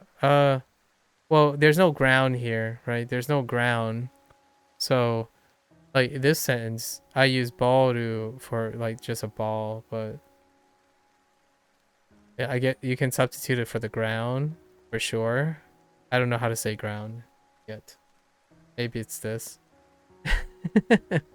That's ground. Earth. But oh, maybe the ball is not doing like, how do you make the hit? Like I imagine it's day because it's transitive. So the ball is doing the hitting on the head. But I guess my head got hit by the ball, right? Because the ball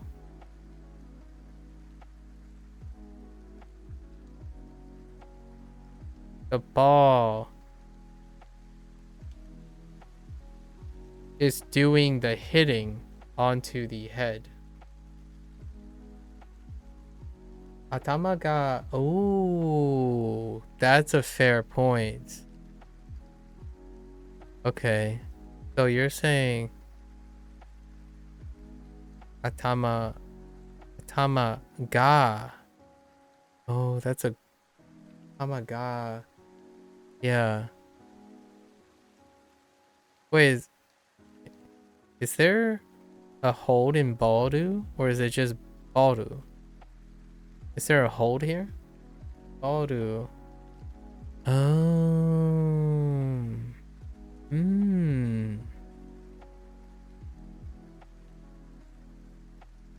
I see.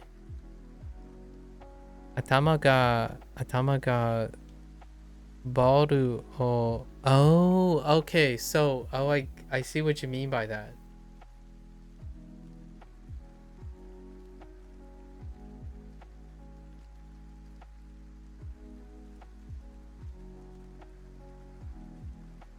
So this way would suggest that this thing here is doing the hitting, right?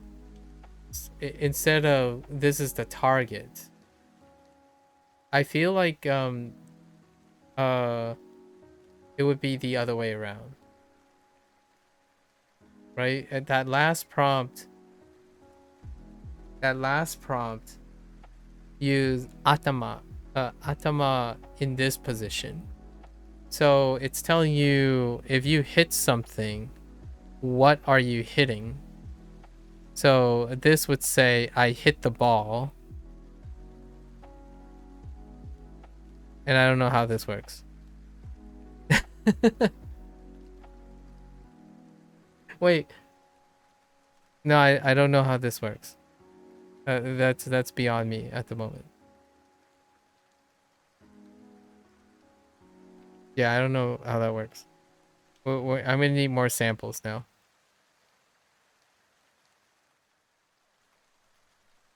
Doctor, sensei,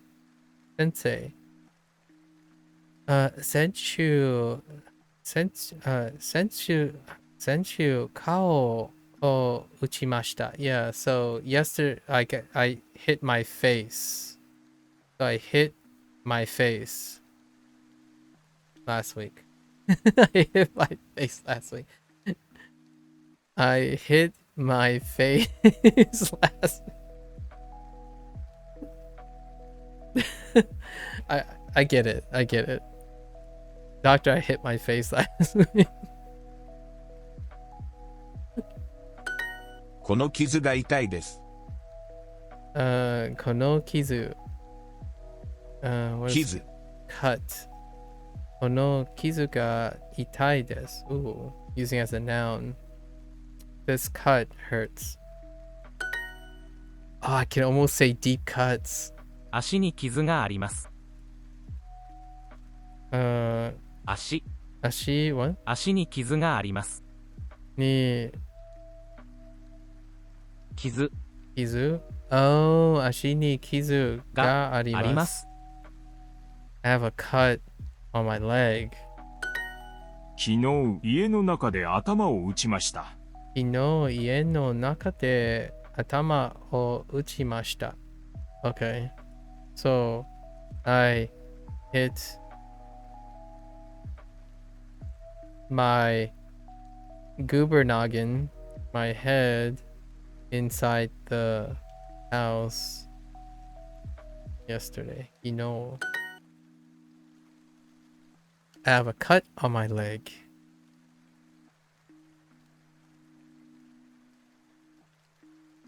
Kizu. Interesting. It's not related to... I was kind of thinking it might relate a little bit more to Hiku. Or Hiku.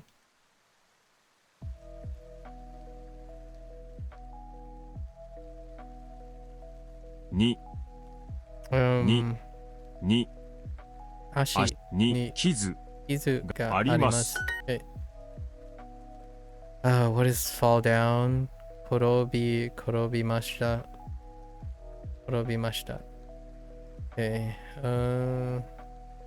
階段で転びました。Okay. We're basically being reckless at this point. 薬局。薬局 Pharmacy. 薬局。薬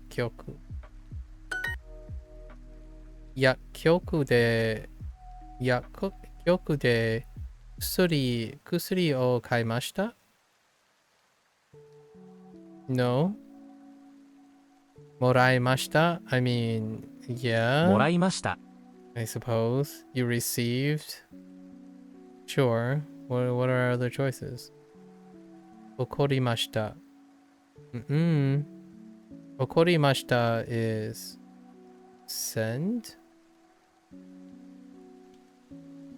回りました。Go around. 疲れました。Tired.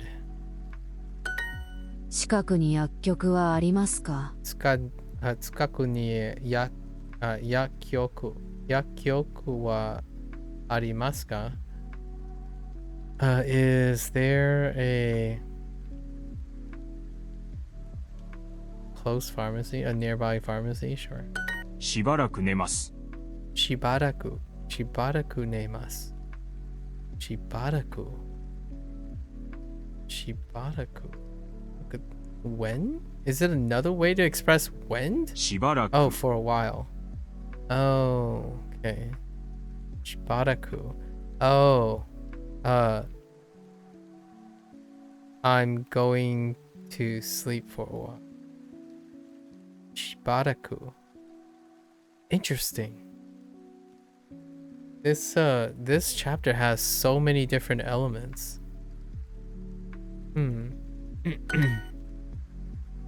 Shibaraku. Shibaraku ie de yasumimasu. いえ Yeah. I'm gonna rest at home for a while. Shibaraku ie de yasumimasu. Hayaku. Hayaku genki ni. Oh, hey. Hayaku genki ni naritai desu.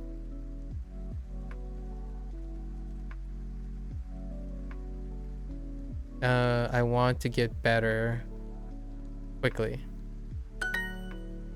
クリニックの隣に薬局がありますよ。クリニックの隣に薬局がありましょう。Okay. There's the clinic next to a pharmacy.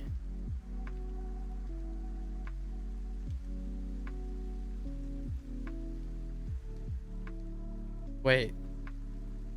There's the clinic next to the there's a clinic next to the pharmacy.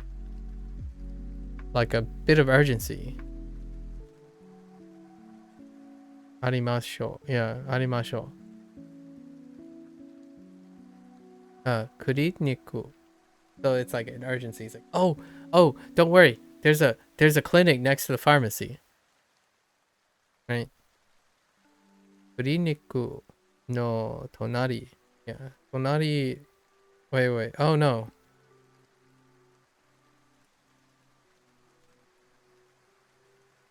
I think there's a pharmacy next to the clinic. Wait.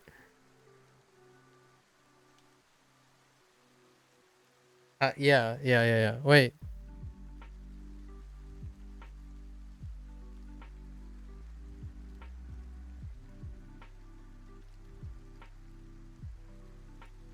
Kliniku no tonari. Yeah, there's a tonari ni. Yeah. Yakyoku ga arimashou. いつ治りますか？いつ治りますか? Man, there's so many heckin' predicates too. 治ります。 Oh my gosh. Okay. When will I recover? いつ治りますか? この薬を塗ります。 What? 塗ります? Oh, that's fine. It's conjugation, different conjugation. 塗ります。 No, it's not. What the? Okay. How many predicates are we running in this chapter? I think we're running like 5 or 6 predicates. And I don't remember any of them. I don't remember all of them anymore. Kono kusuri o nurimasu. Okay. You apply this medicine. Okay. 毎日この薬. Oh, what is that? Oh, 薬. 薬。 Sorry. 薬を塗ります。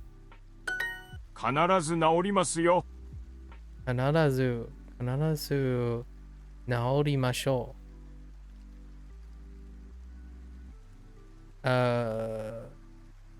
必ず。そう。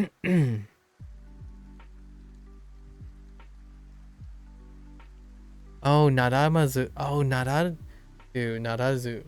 I mean, 必ず。I mentioned this about I hope they continue to use this more often. You'll for sure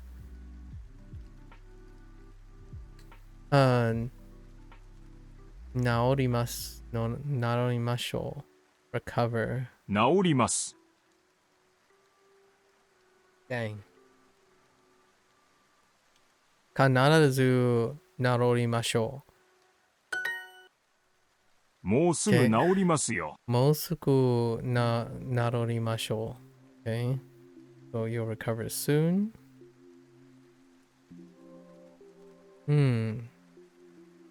じゃあ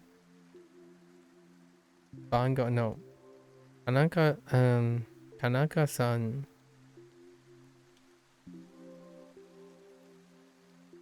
毎晩 oh no that's 毎晩 what is that 毎晩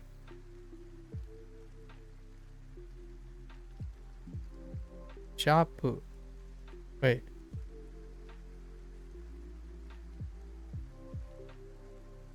sofa no what wait I'm my brain is not working anymore シャープ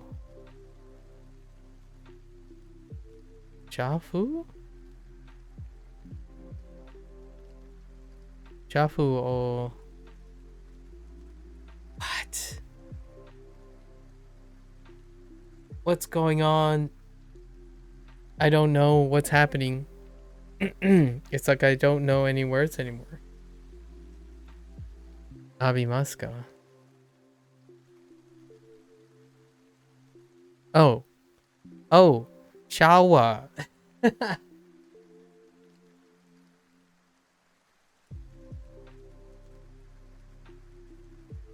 it's getting too late for this shower じゃあ毎晩 OK 毎晩ちゃんと薬を塗ります apply OK make sure to apply the medicine しばらくうちで休みます。しばらくうちでしばらくうちで休みます。しばらく like okay for a while so I'm going to rest for a while at home. Now the question is, are they going to yell at me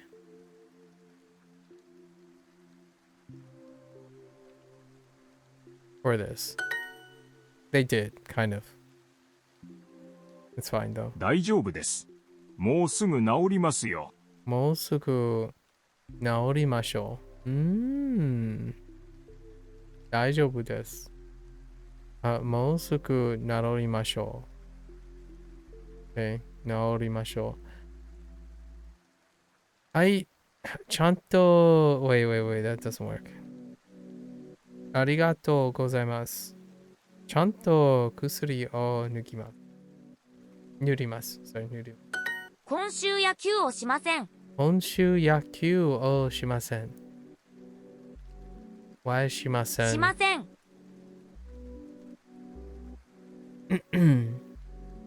Yeah, I suppose. I won't play.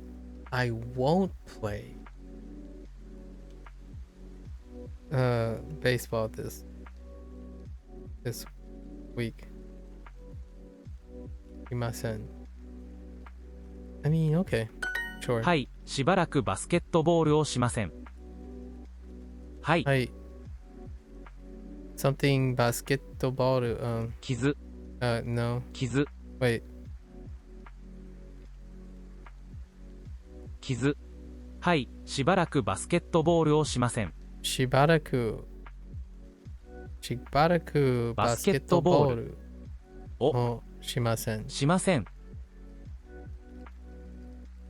For a while, okay. I won't play basketball for a while. Yes, I won't play basketball. Okay. はい。はい。Okay. しばらく Shibaraku. バスケットをしません。 Okay. I'm worried. I'm very worried.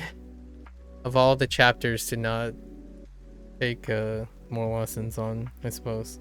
This one's kind of... There's so much going on in this chapter. It's so unexpected.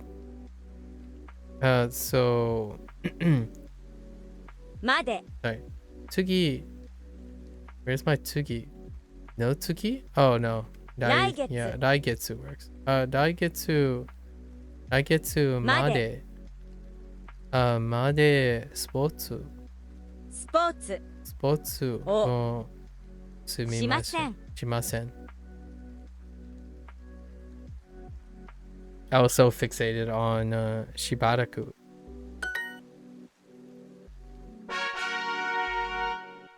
I'm so far behind. 毎日 SNS を9時間見ます。How do I screw this up?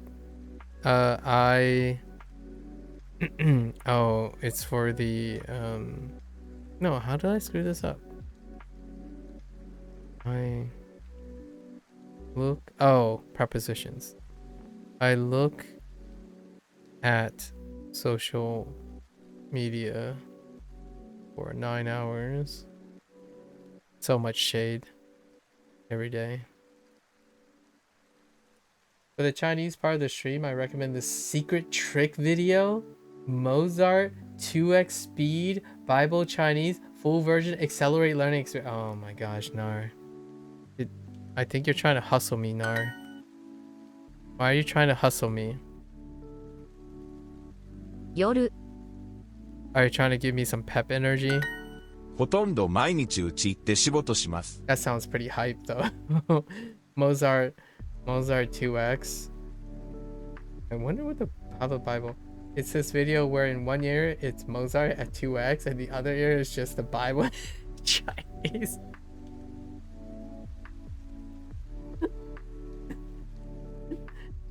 I'm gonna be real with you. That's something that when I was a kid, people believed worked. And to this day, there might be something in it. However, all the experiments don't check out. Like, they're not enough to create a significant change. The whole idea of like classical music in 1 year and then like yeah. But it is really funny. Like, what I mean is it's a deep cut into my childhood, especially Chinese. Especially Chinese. And not the Chinese language, I mean, but like the cultural like, I'm not gonna call it a pseudoscience. There's some basis for like intellectual stimulation when it comes to classical music, and then one side doing something, but not enough to, in my opinion, over my years at least so far, to distinguish what the benefits are, right? And just so you know, it's a fun deep cut because when I was in a special program, I'm not giving away that I'm an android, robot, or a mutant, right? I'm not confirming nor denying that I'm an alien. All right? Not confirming that. But when I was in a special program when I was younger, we did listen to classical music while doing things. That was a thing for a while. The data is relatively negligible is probably what I'm gonna say. Negligible. Well, as in, like, there's not a pronounced enough statistical change. So like, not above, like, say, placebo, right? So in like a double blind or something, any like controlled experiments, there's not enough data to support over the years, at least for the last 20 years, like 2 decades. There's not enough to really support the idea of classical music as being a... It's also other types of music doesn't necessarily harm learning capacity as well. So, you know, the opposite was also proposed. In China, actually, it's interestingly enough, I'm probably sure you've heard this in some cases, like things like rock music. And it's also in the United States. There's also this idea of like, you have these emotional tethers or projected perceptions of specific types of music, and like rock music, right? Or listening to pop music or something can diminish growth, like intellectual growth, growth in kids, right? So there's also that too, which it's insignificant at the time, at the moment. At least I didn't find any incredibly long milestone or meta analyses that would support that. I listen to lo-fi music most of the time. It reminds me of this YouTuber who showed how he gave his son perfect pitch by playing a lot of classical music while they were a baby.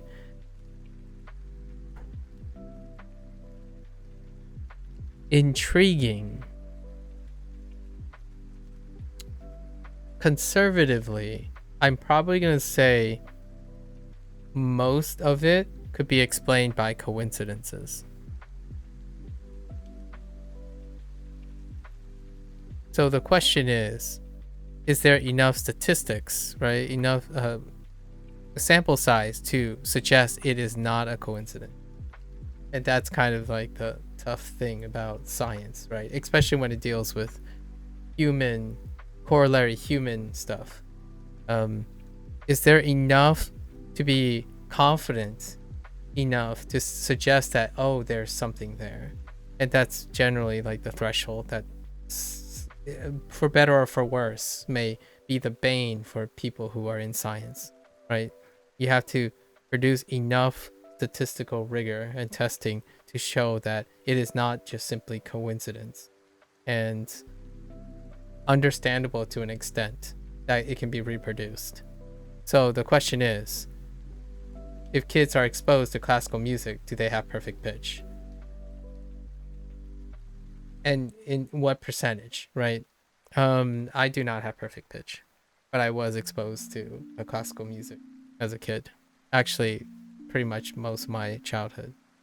For perfect pitch, people say that the occurrence of higher perfect pitch in Asia is due to the presence of tonal languages and the idea that exposition to music helps with its development. Exposure to music helps with its development. Oh, that's interesting. That's a fun correlation. Technically, I've been exposed to a tonal language my entire life, huh? And you know what's funny about that? Technically, if you're an English speaker, English is tonal. The question is, do you think it's tonal, right? If you're actively not focusing on how it's tonal, then maybe there's something behind it. But I actually think it's a practice skill. So what I mean by that is, in China, for example, it's pragmatic.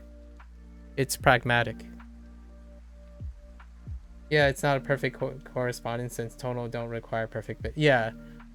So like in China, it's pragmatic to understand tonality in that way in order to resolve, right? It's kind of like English, right? You have to quote unquote learn English, like have to learn English, right? Well, in China, you have to learn tonality in that way, like the whole like the different tones, because Mandarin.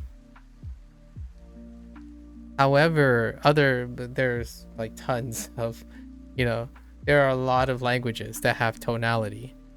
However, tonality is not pragmatic, as in you don't need to execute tonality in order to learn, communicate in English. It's not necessary. So you could be exposed to tonality the entire time, but still not practice it. Someone should make the perfect pitch language. Each note is a letter. Wouldn't be surprised if it exists. Wouldn't be surprised that I wouldn't be surprised that it did exist or attempted to exist. and then it stopped existing.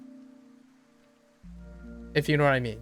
So I actually think you're probably right. It's probably conservative that someone tried. Someone tried to make it exist, and then it stopped existing at some point. Maybe multiple times. Who knows? Because, dude, perfect pitch, that's weird. Yeah, so I grew up in a household, right? I have a tonal language as my mother tongue. I played classical music. I was a violinist. And I sure as heck do not have perfect pitch. Or at least I don't the concept of perfect pitch, I suppose. The concept of perfect pitch. Nowadays it's kind of even hard to define what the heck is perfect pitch. But I have enough relative pitch. It's kind of like memorizing 2000 kanji. I can't tell you what the pitch is. I'll try to identify it though. So if you play a sound to me, I can probably match the sound provided I have sounds. Just like a kanji. When you're reading kanji, you can probably read 2000 kanji if the kanji was presented to you. Right? So that's relative. It's relative. It's contextualized. You need context to know that. So is that perfect? Is that perfect pitch? Or is that perfect memory? I don't really know. My sound perception is okay. I think it's kind of above average, but I wouldn't say a lifetime of classical music and, you know, all that stuff really significantly made me like unattainable or something. Making a language is hard, unfortunately. Takes at least as long as it takes to learn it. Yeah. If you're interested in that type of idea, it's called it's a field of conlang, or like it's a discipline called conlang, or I don't know what to call it. I just refer to them as conlang, constructed languages. I watched a couple little like documentaries on constructed languages, and it's because I watched like Game of Thrones and you know, like Game of Thrones or Lord of the Rings, that kind of thing. So that kind of breathes in. And I like Star Trek and stuff. So constructed languages is what we're referring to a lot of times, which we treat natural languages as conlang. A lot of times we try to sometimes there's a lot of, in my opinion, it's not most ideal to completely try to deconstruct a natural language into constructed language theory, right? So oftentimes I'm like, whatever, we're fine, we're just gonna keep learning, because constructed languages behave expected, and perfect pitch would be one of them. Honestly, you expect pitch to be elevated in a constructed language with intent. A natural language doesn't have those properties. They might have some like generalized rules, but much like English, right? Different accents because it's natural language. Yeah, conlangs are fun. Back in your school today's, I learned about what Esperanto was, and I was made it my quest to teach everyone what it was. I did my part in making Esperanto the language. Fair enough. This was the one. I work at home almost every day. Hontondo. No. Hotondo. Yeah, Hotondo 毎日うち仕事 Wait, うち仕事とします。うちで仕事します。Oh no, I totally broke that sentence up so poorly. うちで仕事します。I just saw 2 toes all of a sudden. はい、夜ちゃんと電気をつけます。 Uh, はい、 hi. Yoru. 夜、 Yoru ちゃんと Yoru ちゃんと電気電気をつけます。つけます。今週あまり寝ませんでした。今週つまれねなんあまりあまり寝ませんでした。寝ませんでした。今週あまり寝ませんでした。Okay. I didn't really sleep this week. Okay. 何時の予約を入れましたか？何時を予約を What is that? 入れましたか？入れましたか？ Okay, this is the okay. Right. What time What time did you make Alright, for what time did you make the appointment? Make an appointment.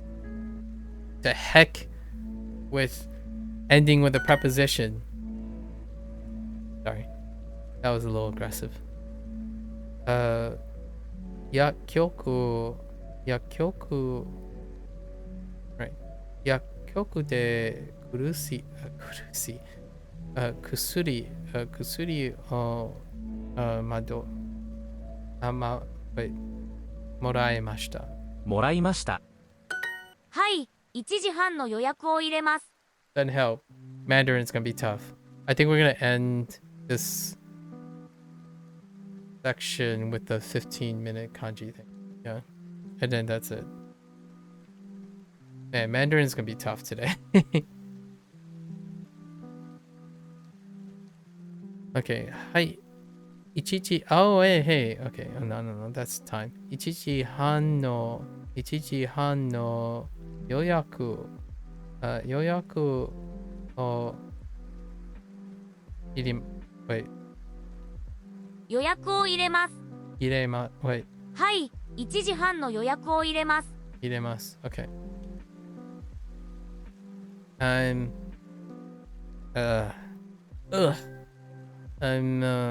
going to make appointments for and yeah, maybe this is a very specific use of iremasu. Agreed. For 1 o'clock, 1:30. Okay. 本当の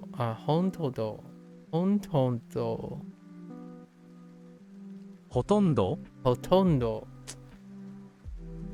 ほとんど毎日8時間猫の動画を見ます。動画 ?3 時の予約を入れます。3時の予約3時の予約を入れます。予約を入れます。よくパソコンを使いますか？ It's so much faster when it's vocabulary that is not new. So it takes me a while now these days. 仕事でほとんど毎日使います。いつも6時間ぐらい SNS を見ます。いつも what? いつも6時間ぐらい SNS を見ます。Okay. 6時間ぐらい SNS Oh man. SNS を見ます。いつも6時間ぐらい SNS を見ます。SNS Man, SNS を見ます。Alright, 15 means of kanji, and then we gotta switch. These, oh, by the way, I don't know what XD is here. These kanji, it doesn't change my lesson plan. I still do exactly the same thing. Because if you go straight to the kanji section and do the exercises, it counts for the same thing. So literally Duolingo has thrown my secret away. I'm just kidding. Sound like a hustler now. I already do the same thing. So 痛い it doesn't change anything. That's kind of nice. It encourages other people to do kanji though. 痛い That's always kind of nice, you know? 痛い痛い Oh my gosh. 痛い。痛い痛い It actually flows Itai. really well with the bonus points too. The bonus XP. 痛い 痛い If people are doing it that way already. 痛い Okay. Alright. I understand. 痛い I sort of understand. Oh man, Itai. that's okay. 痛い Oh my 痛い stroke order. I got wrecked by stroke order. Wait. Ida is here? Huh. 痛い Why does Ida... 愛だ What does Ida and Itai? Hmm. 右 Migi. Kita. 痛い Itai. 高い Takai. 間 Aida. 間 Gives me some practice though. 間 Aida. 左 間 Aida. 痛い Itai. 前 安い Yasui. 痛い痛い Kita. Kita. 痛い Itai. 右 Migi. 間古い I just blanked out.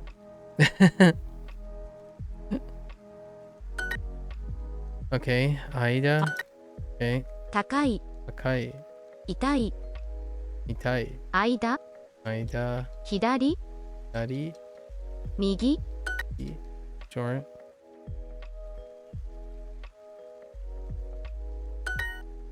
Okay.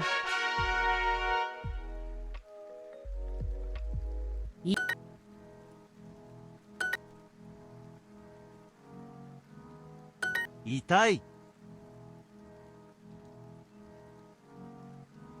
痛い Stroke order, stroke order, stroke Itai. order.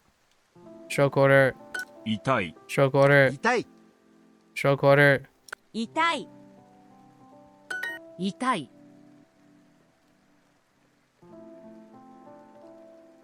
痛い。痛い痛い痛い痛い痛い Okay. Stroke order. Me. What? Itai mi. Wait, itai mi mas? Huh?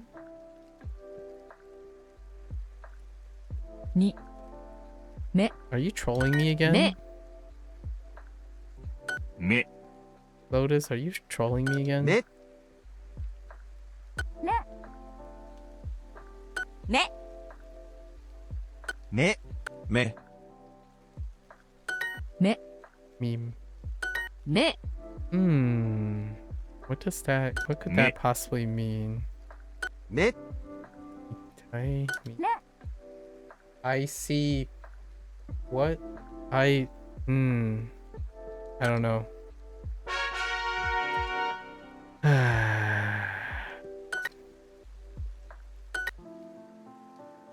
Just one day. One day, Lotus. 痛い One day. Hi, how are you doing? 痛い It's a verb too. Itai mimasu ka? Does it hurt? Oh. 痛い Okay. 痛い。痛い I'll 痛い show you. I'll show you what hurts. 痛い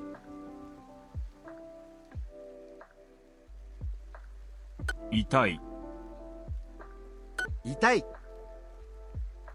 痛い。痛い。 I think that was a threat. 痛い。痛い。 You know what hurts? How late I'm running today.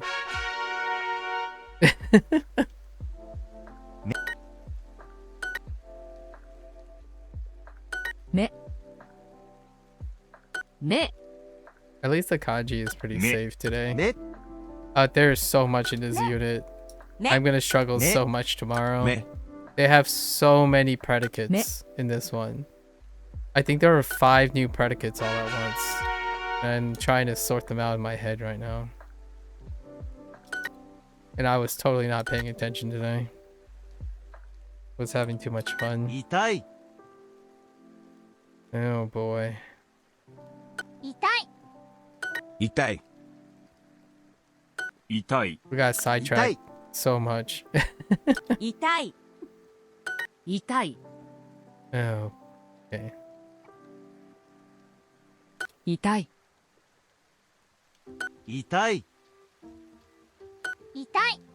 痛い痛い。 Don't worry. I put in some extra work lately Itai. on. I got a little bit ahead in Hanzi, so it's okay. Wait, is 15 minutes over?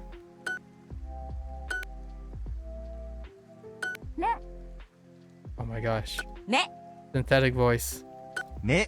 目目。目。目。 You know, this is related to one of the Hanzi that I learned yesterday. No, we still got some time. It's the Hanzi for kan. Sorry, kan. If you look up kan, it's a hand and an eye. Is what who shared that? I think it was XD. Actually, oh no, it might be Nar. I actually don't know. It's between XD or Nar. I think it's XD. 痛い。 Talking about the hand and the eye. For 痛い。 痛い。 on, 痛い。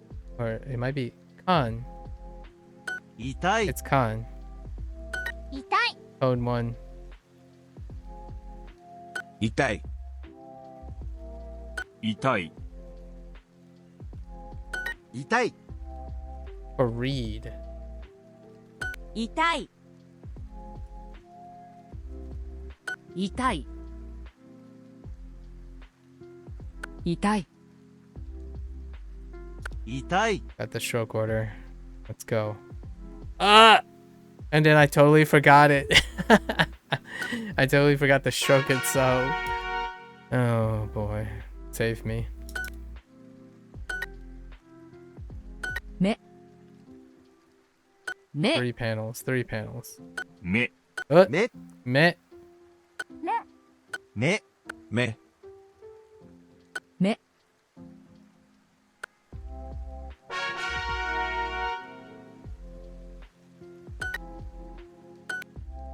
Itai des. 痛い。 Okay. 痛い。痛い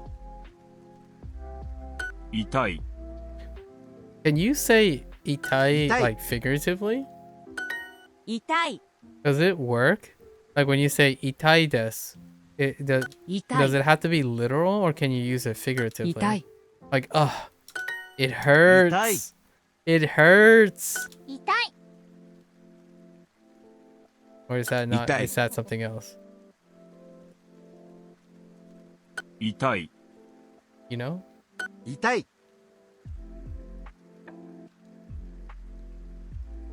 Oh no, stroke order.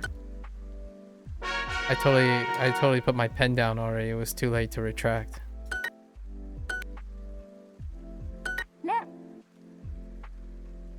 目。目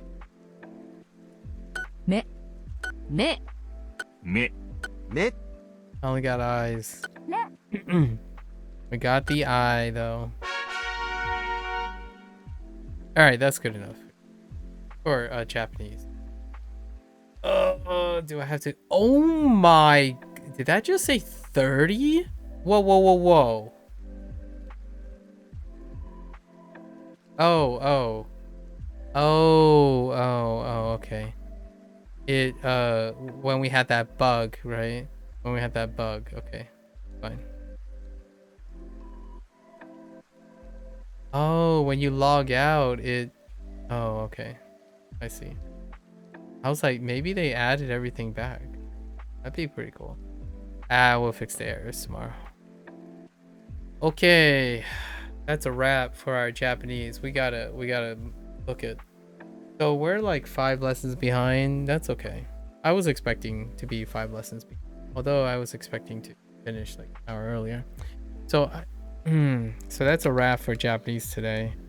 It's gonna be like touch and go tomorrow about the vocabulary, because it's very, the amount of vocabulary, the different types of vocabulary is very all over the place. But we do have health issues to bring them all together, so you can contextualize it fairly easily. So it might not go as bad as I at the moment. All right, folks, that's a wrap for the Japanese portion. If you are only interested in the Japanese portion, thanks for hanging out and chilling and listening. And I don't know what else you guys do. I hope you guys are making some magic sauce, right? Sosu. Wait, maho no sosu, right? Magic sauce. Wait, the other way. Oh yeah, no, that's right. Magic sauce. Maho no sosu, right? Oh, skurimasu. Yeah. What's a take-home message? Keep learning, guys. Have fun with language, right? At your own pace. Maybe a slight nod to try not to get hustled, right? I don't think something you love is really in the end worth the hustle, in my opinion. So for that, if you guys are gonna watch this later, thanks for watching. I really enjoy learning Japanese. It's kind of like in a nice place right now as I try to work on other things. So yeah, mata ne. Mata ashita. No, ja ne. Take care, guys. And I'm gonna switch gears now. I'm gonna get up and walk around a little bit. It's been a while, and we'll be ready for the next session. All right, give me a few minutes.